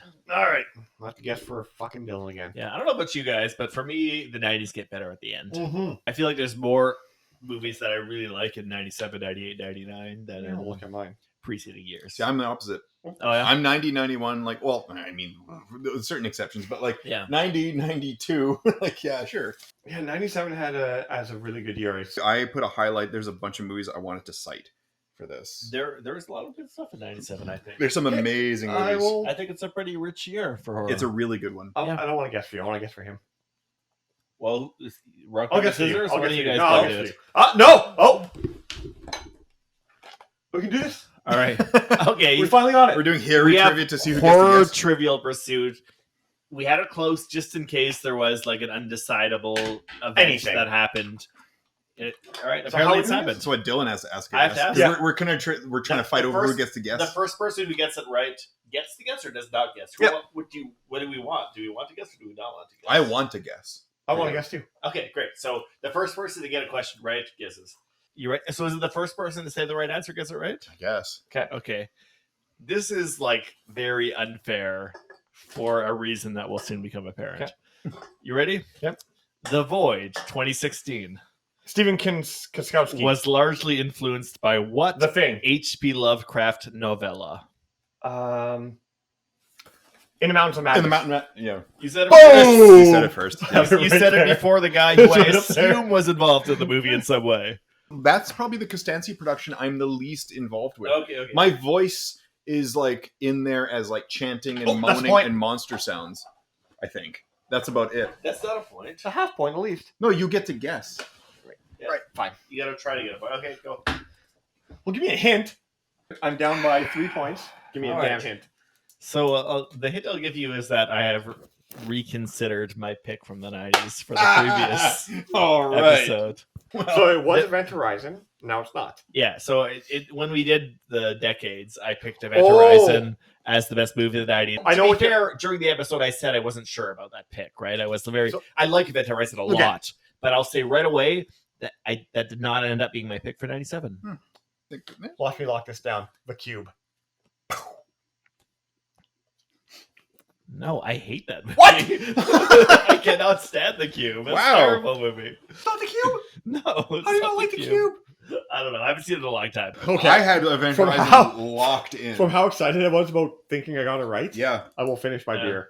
this is really throwing me through a loop. I'm very curious what your We need a answer is. different hint. Then my pick is Cure, Cure? Japanese movie by Kiyoshi For Kurosawa. fuck's sake. Cure's How was really I, good. how's I going to guess that? I don't know, because you like really awesome horror movies. Cure is awesome. It's really, really good. Yeah. It's kind of a serial killer thing, but it's people start killing people close to them for unclear reasons, and it eventually emerges that this weird guy who's kind of drifting around, who seems to have no memory, doesn't know who he is involved in some sort of mesmerism, some sort of hypnotism. I think a part of the reason why it works and how it's a movie that you just don't shake after you watch it is that it has like this very like clinical, removed gaze. Like there's wide shots. It's very cold in the way it looks at everybody, and it's a movie that's just suffused with a kind of deep cultural evil that's a very like upsetting on a deep level. It's a movie you don't shake easily. It's a haunting film. Kiyoshi Kurosawa, a great filmmaker, a lifelong student of filmmaking, Mhm. and Cure, I think, is a masterclass. A completely unsettling, upsetting movie of a society that falls into evil, like some poison on the wind that blows into it. Love it. Very cool. Awesome movie. So now I have to guess, right? Well, I will take a hint. I'm very curious. I think you already know it. That's my hint. I think you probably know it. That's a weak hint. Well, that's the thing. But I thought that of both of these movies. It's not Scream 2. Then it's Event Horizon. Yes. One thing I found out in my Yeah. research of that, Event Horizon is now sort of considered to be a prequel to the Warhammer 40K game and The movie what? series. Really? Apparently, that whole series sort of starts with the invention of hyperspace, and that it leads to dimensions of evil. Like in that world, that's like 40,000 years in the future, hence the title. So it's like after you discover hyperspace, how it fucks everything up, and you just become an entire universe of war. And Event Horizon is considered by some circles to be the catalyst for that. So there you go, a little bit of trivia. I liked it because of the gore. Because of the gore and Sam Neill. Yeah. Sam Neill Yeah. showing up again. 90s horror icon Sam Neill. Have we talked about the uncut version of this before that we will never get? The Well, there's the lost, mythical- yeah, the lost footage. We talked about this. Like, so everyone's still alive. Sam Neill, the director, whoever directed this movie, Dylan. Paul Paul. W.S. Anderson. The best alive. Paul Anderson. Why wouldn't he just redirect it? Calm the fuck down. Why wouldn't he just redirect this movie, make the movie now? Like, just remake his own movie with. You know what? I'm everything he behind has. that. Fuck Resident Evil. I'm behind that. Do it again. Do It's, Event it's true. Horizon. He has remade Like, couldn't Resident he- Evil 8 times or something. At Like, this point. Yeah. Make the goddamn movie. Fuck Resident Evil. We're so bored of it. I'm bored of it. Are you guys interested in another Resident Evil? Never seen it. If Paul Anderson is doing it, yes. Fuck. I love that Um, franchise. Great ugh. franchise. I can't. All of them? Only the Anderson ones. I can't. I'm distinguish. not. I don't know. I'm bored by them.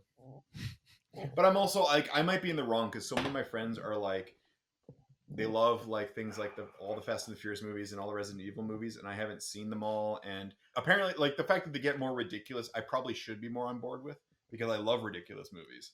Fast and Furious in space. Yeah. They're racing to the They moon. Where- should do that. Why? The Right, fact that race to the moon. Like Moonraker. I just go thought to of the that. moon. Like Race to the fucking moon. race to the moon in your spaceships, and then cut each other off or whatever the the, fuck space they do. race, it's right there. I mean, It could you've be got a prequel, great point. a It's space race. it's right there. It's 1969. Vin Diesel as Kennedy. He would love it too. That's the thing. He would be so into it. He would go full method. Yeah, Yeah. exactly. Being a Kennedy is about family. All right. Get it? Don't ask what your country could do for you. Ask what your family can do for you. And I fucked Marilyn Monroe. That's just Sly Stallone I'm doing. So, Your turn, my guess. All right. Yeah, you're guessing. mine. Anyways, oh wait, I'm guessing for Will, right? Yeah. Wait, no, I am. I feel like I always guess for Will. I know, but I want to now because I want another point. Okay. In that case, I'll allow it. Your half point gives you that privilege. Yes. Event Horizon. My final answer was Event Horizon. I got a point. But That's 2.5. I'm at 2.5. I had so many movies written down, and I had a very, very, very close second that was jockeying around because Which it's one? a movie that's a bit. I can't say it's exactly underrated. I took it out because it's not full on horror, and it could be argued out. But a movie I wanted to shout out to, Devil's Advocate. Oh, with Keanu Reeves? Yeah, it's pretty good. That's a rad movie. With Al and Pacino. People shit on that movie, but you know what? It is actually a very rad movie. Wait. Dylan, guess who's a loser? We're twins again. But I will Running put with up. it. Yeah, Finish it. You have to. drink it down. I'm gonna put out shout out to Cube. I think Cube, great idea. Cube's awesome. Cube's a cool movie. Low And budget. also another movie then here that like had no chance of winning anything but deserves a little bit of shout out. Wishmaster, 97, Ooh. and it's always a movie that's way better than anyone remembers it. Especially Just the because opening there's, like, sequence 7 is sequels. fucking nonsense. The opening sequence is such practical effects nonsense. Like Oh, we're going to Part of me 98. was wondering if you might not reach yet. out to Lost Highway and call that a horror movie. I was wondering if you would go there. 98. So, I haven't smelled this one. 1998. Second to Oh. year. Oh, this is Gross. another tricky one where I picked two movies, and like as you guys are discussing movies, I'm gonna have to decide. Oh, Why no? What's wrong with the this is 98? a tough one. See, That was I'm the the unknown. I found the late '90s so hard. I didn't love a lot of the late '90s. I like I said, I think I like 90, the slashers. for me 97, Mm, I 98, like the 99. slashers. Most of my favorite 90s horror movies are in those last 4 years. Who wants to guess for me? Give me this one. Yeah, go for it. Go for it. Yeah, Give me a hint. a hint. All right. I have no idea. Okay, well, I'll give you a good one. This movie is part of a franchise that has sequels, prequels, and even a crossover. Crossover. What does that mean? It combined with another franchise at one point. What would do that? That's a good hint. That's a good hint.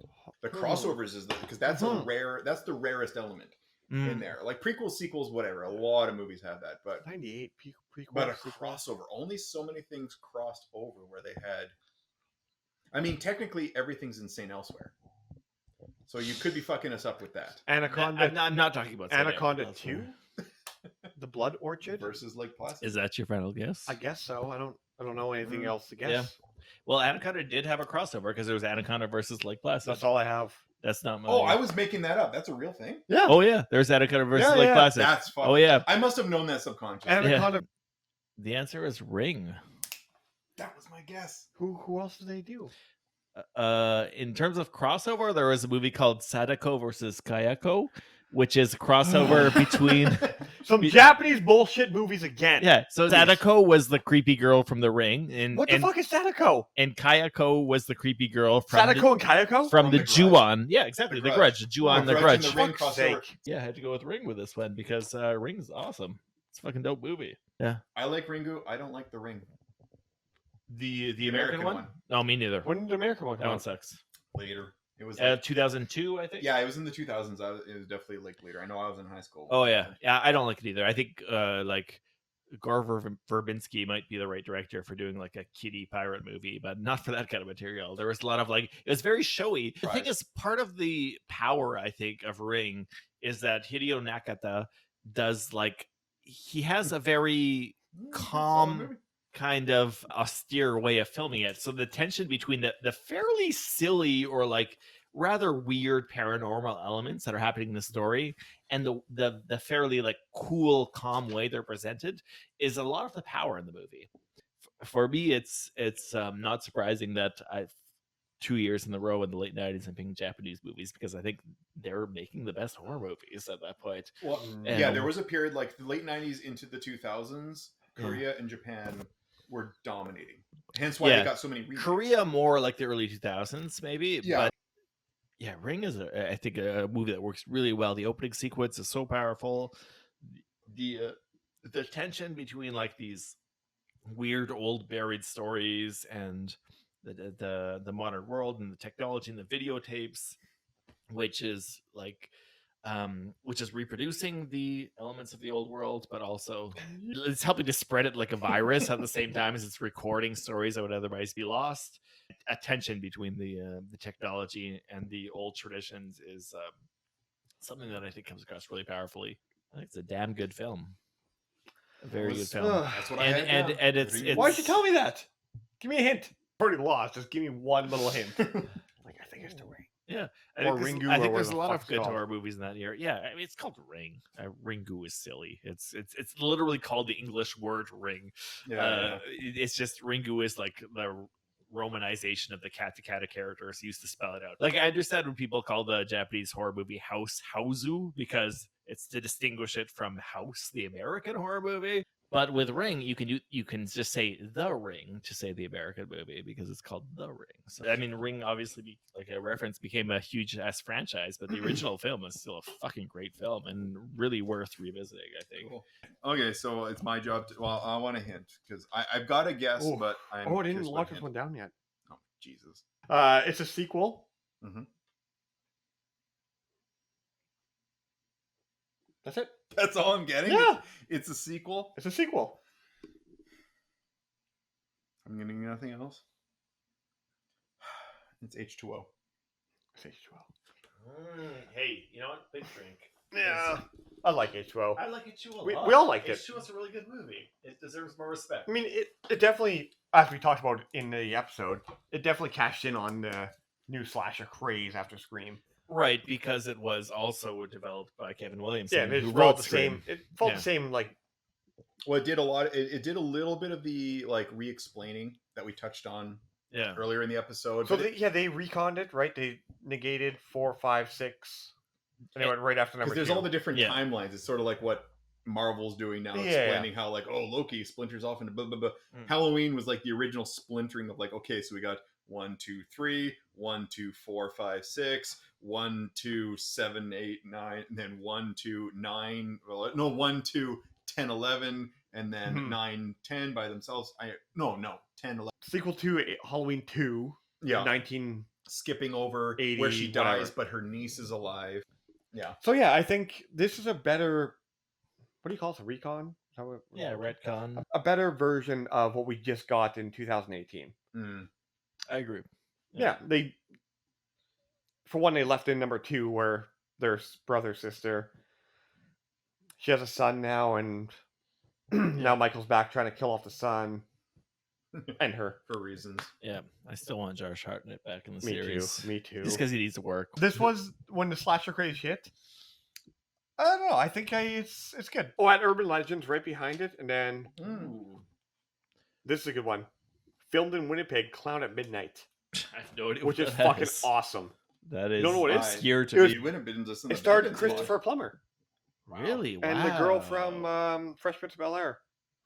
Put Clown at Midnight on your list to watch. See, Clown at Midnight? Yep. Yeah. Christopher Plummer. It's a good name, actually. It's a really good name for a movie. No, But- a clown is killing people in this theater. It follows a similar pattern of stage fright or popcorn. Having said that, yeah, H2O. Yeah. Cool. I think I like that pick a lot. As you probably know if you've listened to our Halloween episode, I'm a big promoter for that movie. I think I named it the second best Halloween movie on my list. Jamie Lee Curtis is She's so good. she's And better in this one because- like, in a new one, 2018 one. Yeah. She just plays a because they give her so much complexity in H2O. Like they give her the attempt to get over it and the attempt to get on with her life, while also the trauma being part of her character.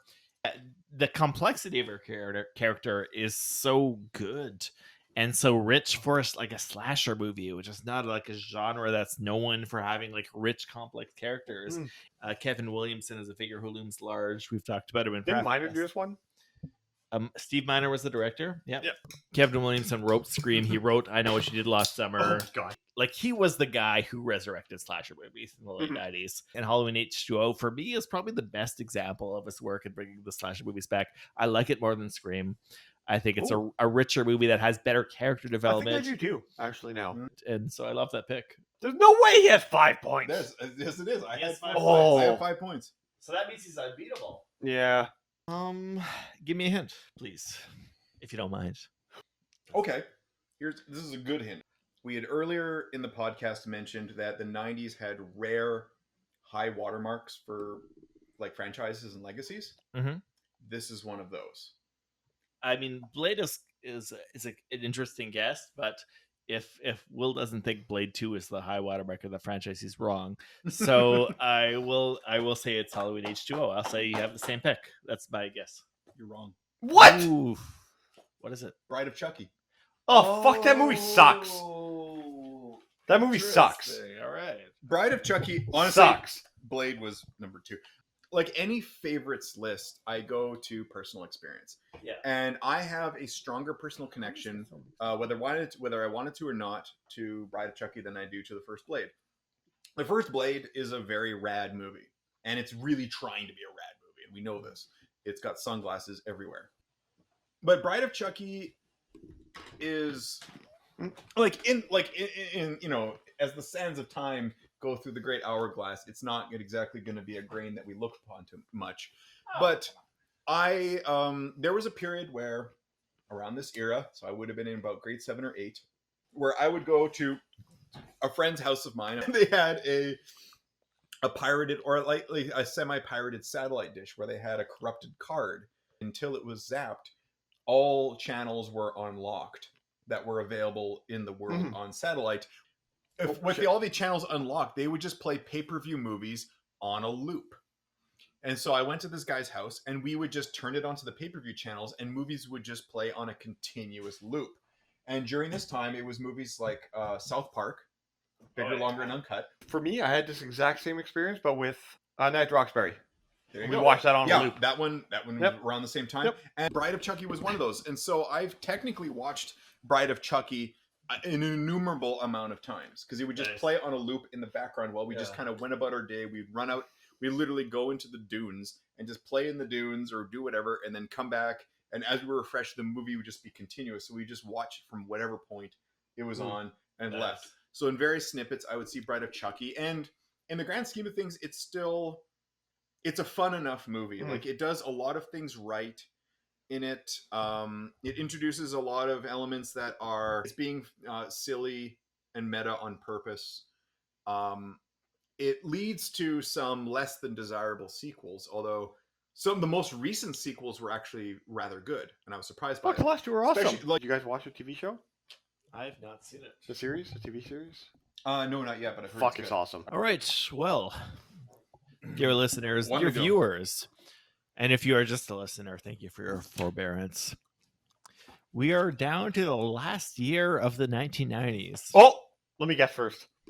The last year of the 1990s. Sheldon wants to guess first. I'm gonna pull ahead. Any of- objection from Will? You have at it. No, you've already won. I'm gonna pull ahead of Dylan though. Do you want a hint or do you just want to go for it? Is it the Blair Witch Project? Is that your final answer? Or is it the Bear Witch Project? That came out in 2000. I know. Yeah, Blair Witch Project. Right? Okay. Well, unfortunately, that is not What? the wrong answer. Yes. Yeah, I mean, we just did a whole episode where I talked about it for about 45 fucking minutes, but I love the Blair Witch Project so much, and in fact, last episode, rewatching it and researching it made me realize that it's probably actually my favorite 1990s horror movie. Wow. Also, like one thing that we didn't really talk about was gross. Don't talk about Bush that way. the folklore-ish element of it too, which we didn't like. That was the previous episodes. I don't want to recover the same steps too much, but I think it ties into a lot of what I was saying about like the super mediated, super self-aware 90s audience coming into contact with something that feels very real. Also applies to like a very urban audience coming into contact with a kind of rural mysticism that they feel should not exist in our day and age, which is part of the movie. And it's also just interesting that we've discussed so many movies here, you know, whether it's Scream or New Nightmare or In the Mouth of Madness, movies that just deal with that adding layers to a horror movie, like having a horror movie but having it self-aware or having a meta narrative or having more layers. And there's just so much of a need to add more and to add more layers of perception to films in the 90s, which was so symptomatic of where we were at that point. And that at the end of the decade we get a movie like Blair Witch where Daniel Myrick and Eduardo Sanchez. All right. We're done. As Can I I not read your discussed, notes? go for it. Well, I was trying. Just the way that they find out that their solution to how to make a 90s horror movie that's actually scary is to do less. Just strip away, or instead of adding more, and you just strip away. Just make it as bare bones, as simplified as possible. It's almost a homeopathic horror movie. It's homeopathic. It's just adding the tiniest amount of horror, and then it becomes more powerful because there's such a small amount of the element to it. And the fact that they do it so minimalist. Oh, it's The Ring. Yeah, you could have used that hint earlier. I'm not that's wet your enough hint. to be a Japanese ghost. Yeah. It just, I think it's very appropriate that at the end of the decade, we finally get the perfect horror movie, which is just about stripping down and doing less. I think that's pretty cool. Probably scariest trailer I had seen in a long time. The trailer and the mythos behind it. I don't remember the trailer. Yeah. Well, obviously I remember Because the it was just mythos. it was so sparse, and it was because the movie is just Did the trailer it's have? purely your own imagination. Did the Yep. trailer have the? Because the 100%. entire film is that, and like the trailer is a summary, and it's like there is an art to the trailer. Like I felt like a Whatever. kid again in the worst way possible seeing that trailer. I saw the trailer. I'm like, I am now afraid of the dark again. This is me guessing, right? Yeah. Let me find my thing. Yep. Let me know when you find it so I can. There it is. Do I get a hint? Oh, Oh. you do. Yeah. I'll just say that 99, I think, has a lot of good horror movies. Yeah. There are sequels to this movie. Neat. Come on. Okay, that doesn't change my guess. No. I think it's also Blair Witch. Stir of Echoes has a sequel. Oh, cool. It's Blair Witch. Witch. It was very close though. I rewatched Stir of Echoes Oh, there it is. a couple days ago. Oh, yeah? Fuck, it's good. Me and Dylan are twins. If we all get it right, oh, we call it shotgun. Anyways, yeah, Blair Witch. Yeah, it's the same thing. There's a nostalgia factor. I remember seeing it in theaters multiple times. It scared me. I also have written down Virus with Jamie Lee Curtis. Yeah. Oh. Not a bad shout out. Weird fucking movie, but you know what? It's got something to it. Like, the It's fact fun. that you have, It's like, fun. Donald Sutherland as a weird mech monster by So, the end. like, Yeah, Blair Witch. Watch our last episode. We go in very in deep into that movie. Probably more in depth than we ever have gone in I think one so. movie. I think. Hmm. For me, it's one of the great American movies. My I'm 99 joking. pick was tricky. I'm joking. I have 3 films that were up Oh, for it. Is it my guess? Not like Oh yeah, here. the one that I picked though was the one that I saw twice in theaters while it came Ooh. out. Okay. Oh, so it went to theaters. I went to theaters to Alright. see this movie twice and seen it a few times. It's a personal favorite. Well, yeah, here could be a hint. The other picks I had, I wouldn't have been allowed to go to the theater to see. This one I Yeah. was. I was allowed to go see this in the theater twice. That's interesting. Okay. There's what I want to say, but I feel like you have denigrated this filmmaker in the past. But I'm gonna go. I'm gonna go with it anyways. I'm gonna say is The Sixth Sense your pick? No. Is it one of the 3? No. Is it Idle Hands? No. No. I don't know. Do you got any more guesses of what the others are? No. Oh, in terms of the ones that we would not have been able to see, I would guess maybe Existence. I've never seen that Neat one. guess. And But no. I do love me some Cronenberg though. okay, and the one that would be my number 2 for 99, which I don't remember it having a theatrical release, but it might have, would be Audition. That's my number 2. Okay. Audition was my number 2. That's And my that was number the 2 one as that I well. thought like the film student in me would be like, well, yes, artistically, this Miike film is the best made film. Yeah. Because Miike had a real high, like he was really in form, and it sticks with you, especially since like not a lot of horror happens, but when it happens, holy shit, does it happen? Oh yeah. My pick is going to be a controversial one. I don't think you guys like this movie. I went with Sleepy Ooh. Hollow. Oh, with Tim Burton, Okay. John Depp. Johnny Okay. Depp, Yeah. Christina Ricci, Yeah. Christopher Walken with no dialogue. See, for me, that was just like I saw it a a couple movie. times in the theater. it was a and movie. I watched it. It's like It because when ended. Tim Burton hits well, he hits Mhm. really well, and this is B plus Tim Burton, and B plus Tim Burton is quite good. Mm. It's not like A Tim Burton is like Batman. Oh yeah, Batman and Beetlejuice. Like Beetlejuice is just imagination run amok, and like Sleepy Hollow at least had the aesthetics of Tim Burton worked really well in this. They were used effectively. More so than ones that that followed it. The preceding films after, like his Alice in Wonderland, Terrible No. movie. does not work Yeah. at all. The backstory of the Mad Hatter is garbage and should Yeah. not have happened. Johnny just needed to fuck off from all of that. I understand that he wanted to buy an island in South France, but there's better ways to do that, Johnny. And so I went with Sleepy Hollow. I saw it a couple times in the theater. I'm sure a part of that had to do with the fact that my high school crush was Christina Ricci. Oh. So that was, that motivated certain things. But Christina Ricci was so hot in the 90s. I don't think I've ever really fully seen that movie. well, there's a lot to see. Is there like a headless horseman? Yes, there is. As the main crux of it. Okay, I've seen it. Yeah, Christopher Walken was the headless horseman. Never mind. Yeah. And he had like he was a mercenary hired. Like they made it a whole mercenary story, and it's one of the few times where they really expand upon a story that like the story itself was really effective by itself. Yeah, I know. Yeah, he's aware. I'm not a Blair Witch guy. Finish it. Put it in the pile. Well cast, it's well acted. It's an interesting take on it, and it's like it has a lot of elements to it that I normally would hate in other films, but I don't hate them in this. I usually hate when they take something that was a lovely, cozy, simplistic story, especially in horror, that was very effective, and the Legend of Ichabod Crane and Sleepy Hollow was a nice little cozy tale. I like that it was ambiguous in its original form. The fact that they made him a detective and they gave a whole backstory, I would normally hate that kind of thing. And I don't hate it in this movie, and that says a lot about how they effectively made it a story I'm interested in and a backstory that I'm not offended by. The Headless Horseman was a mercenary. Fine, we explain why they were a ghoul, why they were tough. Making Ichabod Crane a detective gave reason to move the story along for him to uncover these things.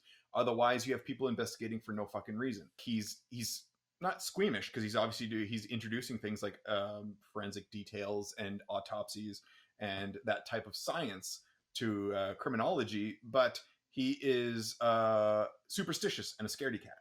And I like that. And they don't over-explain it too much. And the twisted trees are very Burton, and they work perfectly fine. The many beheadings, Casper Van Dien is used effectively for what it's worth. I'm Team Johnny Depp, and I think he is good in what he does.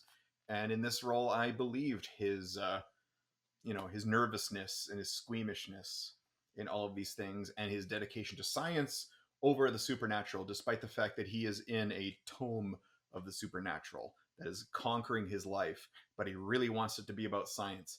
And the fact that he has to accept that, okay, I'm fighting the supernatural, is an interesting arc. And shout out to Ravenous, because that was another pick that I thought was a rad movie.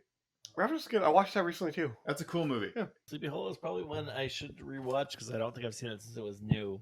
I didn't like it. I don't tend to be a big Burton lover. Me either. My perspective of Burton tends to be Ed Wood and Edward Scissorhands and Batman Returns, Yes. Rule, and the rest I don't really like. But that one is I've not seen for a very long time, and I definitely need to revisit Like, it. I mean- and you've made me want to revisit. Yeah, like that. when you Yeah. rank all of his films, it doesn't show up super high on it, but it's Yeah. also up against pretty stiff competition. Because, like I say, when Burton misses, he misses hard. When he hits, holy shit, he just Yeah. knocks it out of 3 parts. Like Ed Wood is such a good movie. Yeah. Well, we are at the end. That's the 90s. And who do you With think that had as the the best entire- list? And Yeah. And has anybody got more points than we have guessing our picks? Because let me know. You will be the new host.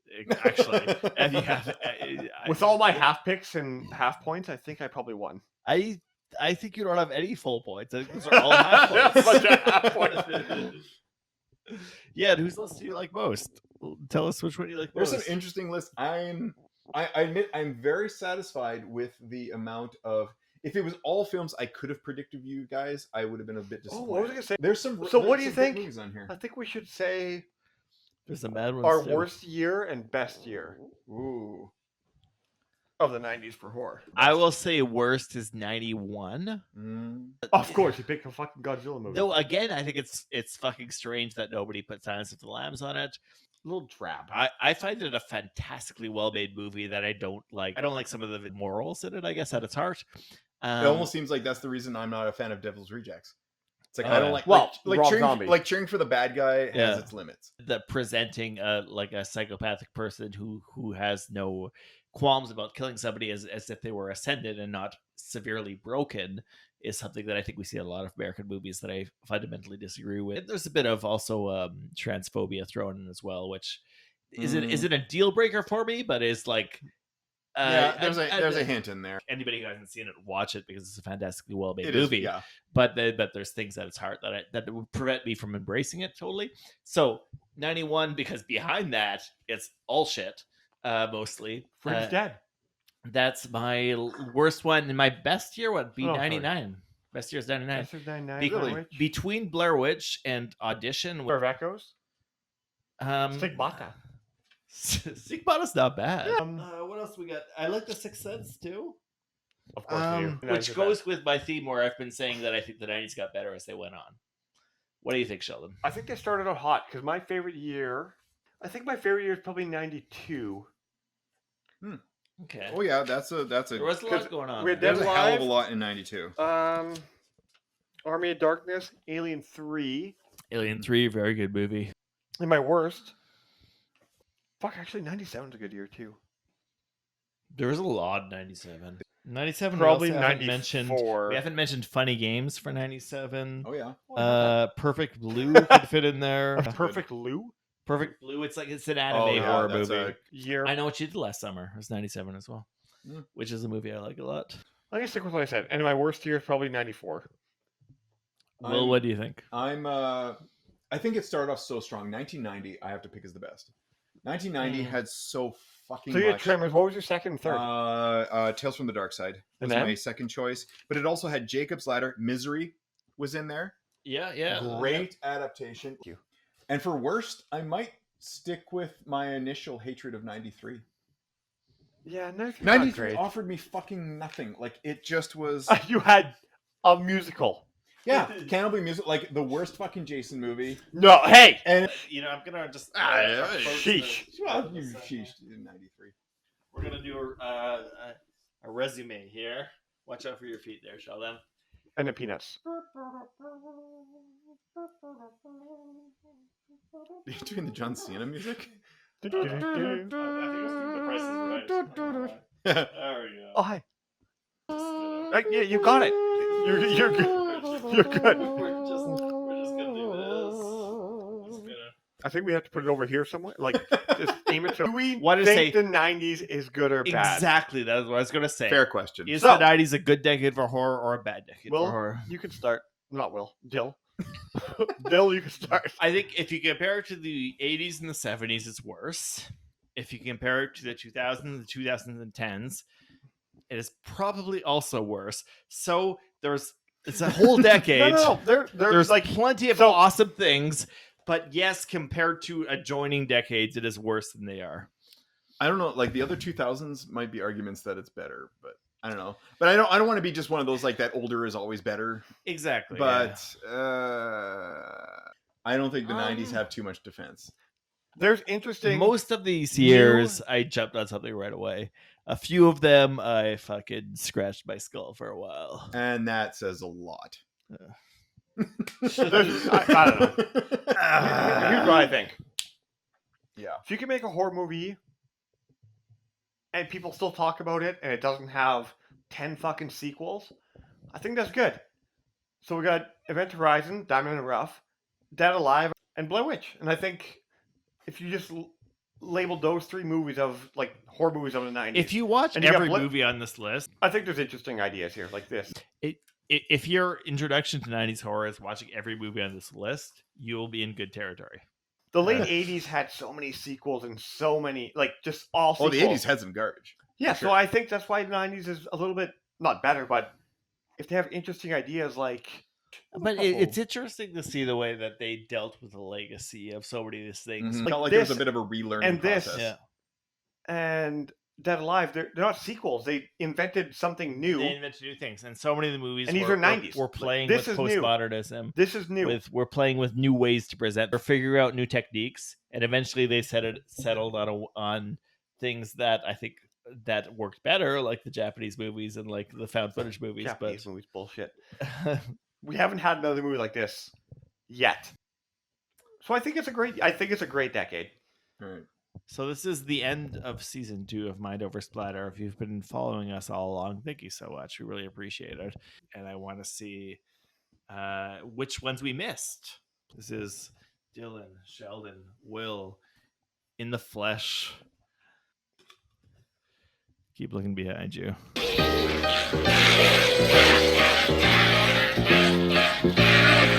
Start spreading the news. I'm leaving today. I wanna be a part of it. New York, New York, yes sir. These vagabond shoes are longing to stray and step around the hall a bit. New York, New York. These guys aren't bad. COVID free. Finally. Presumably COVID free. If somebody gets COVID tonight, they have to finish their drink.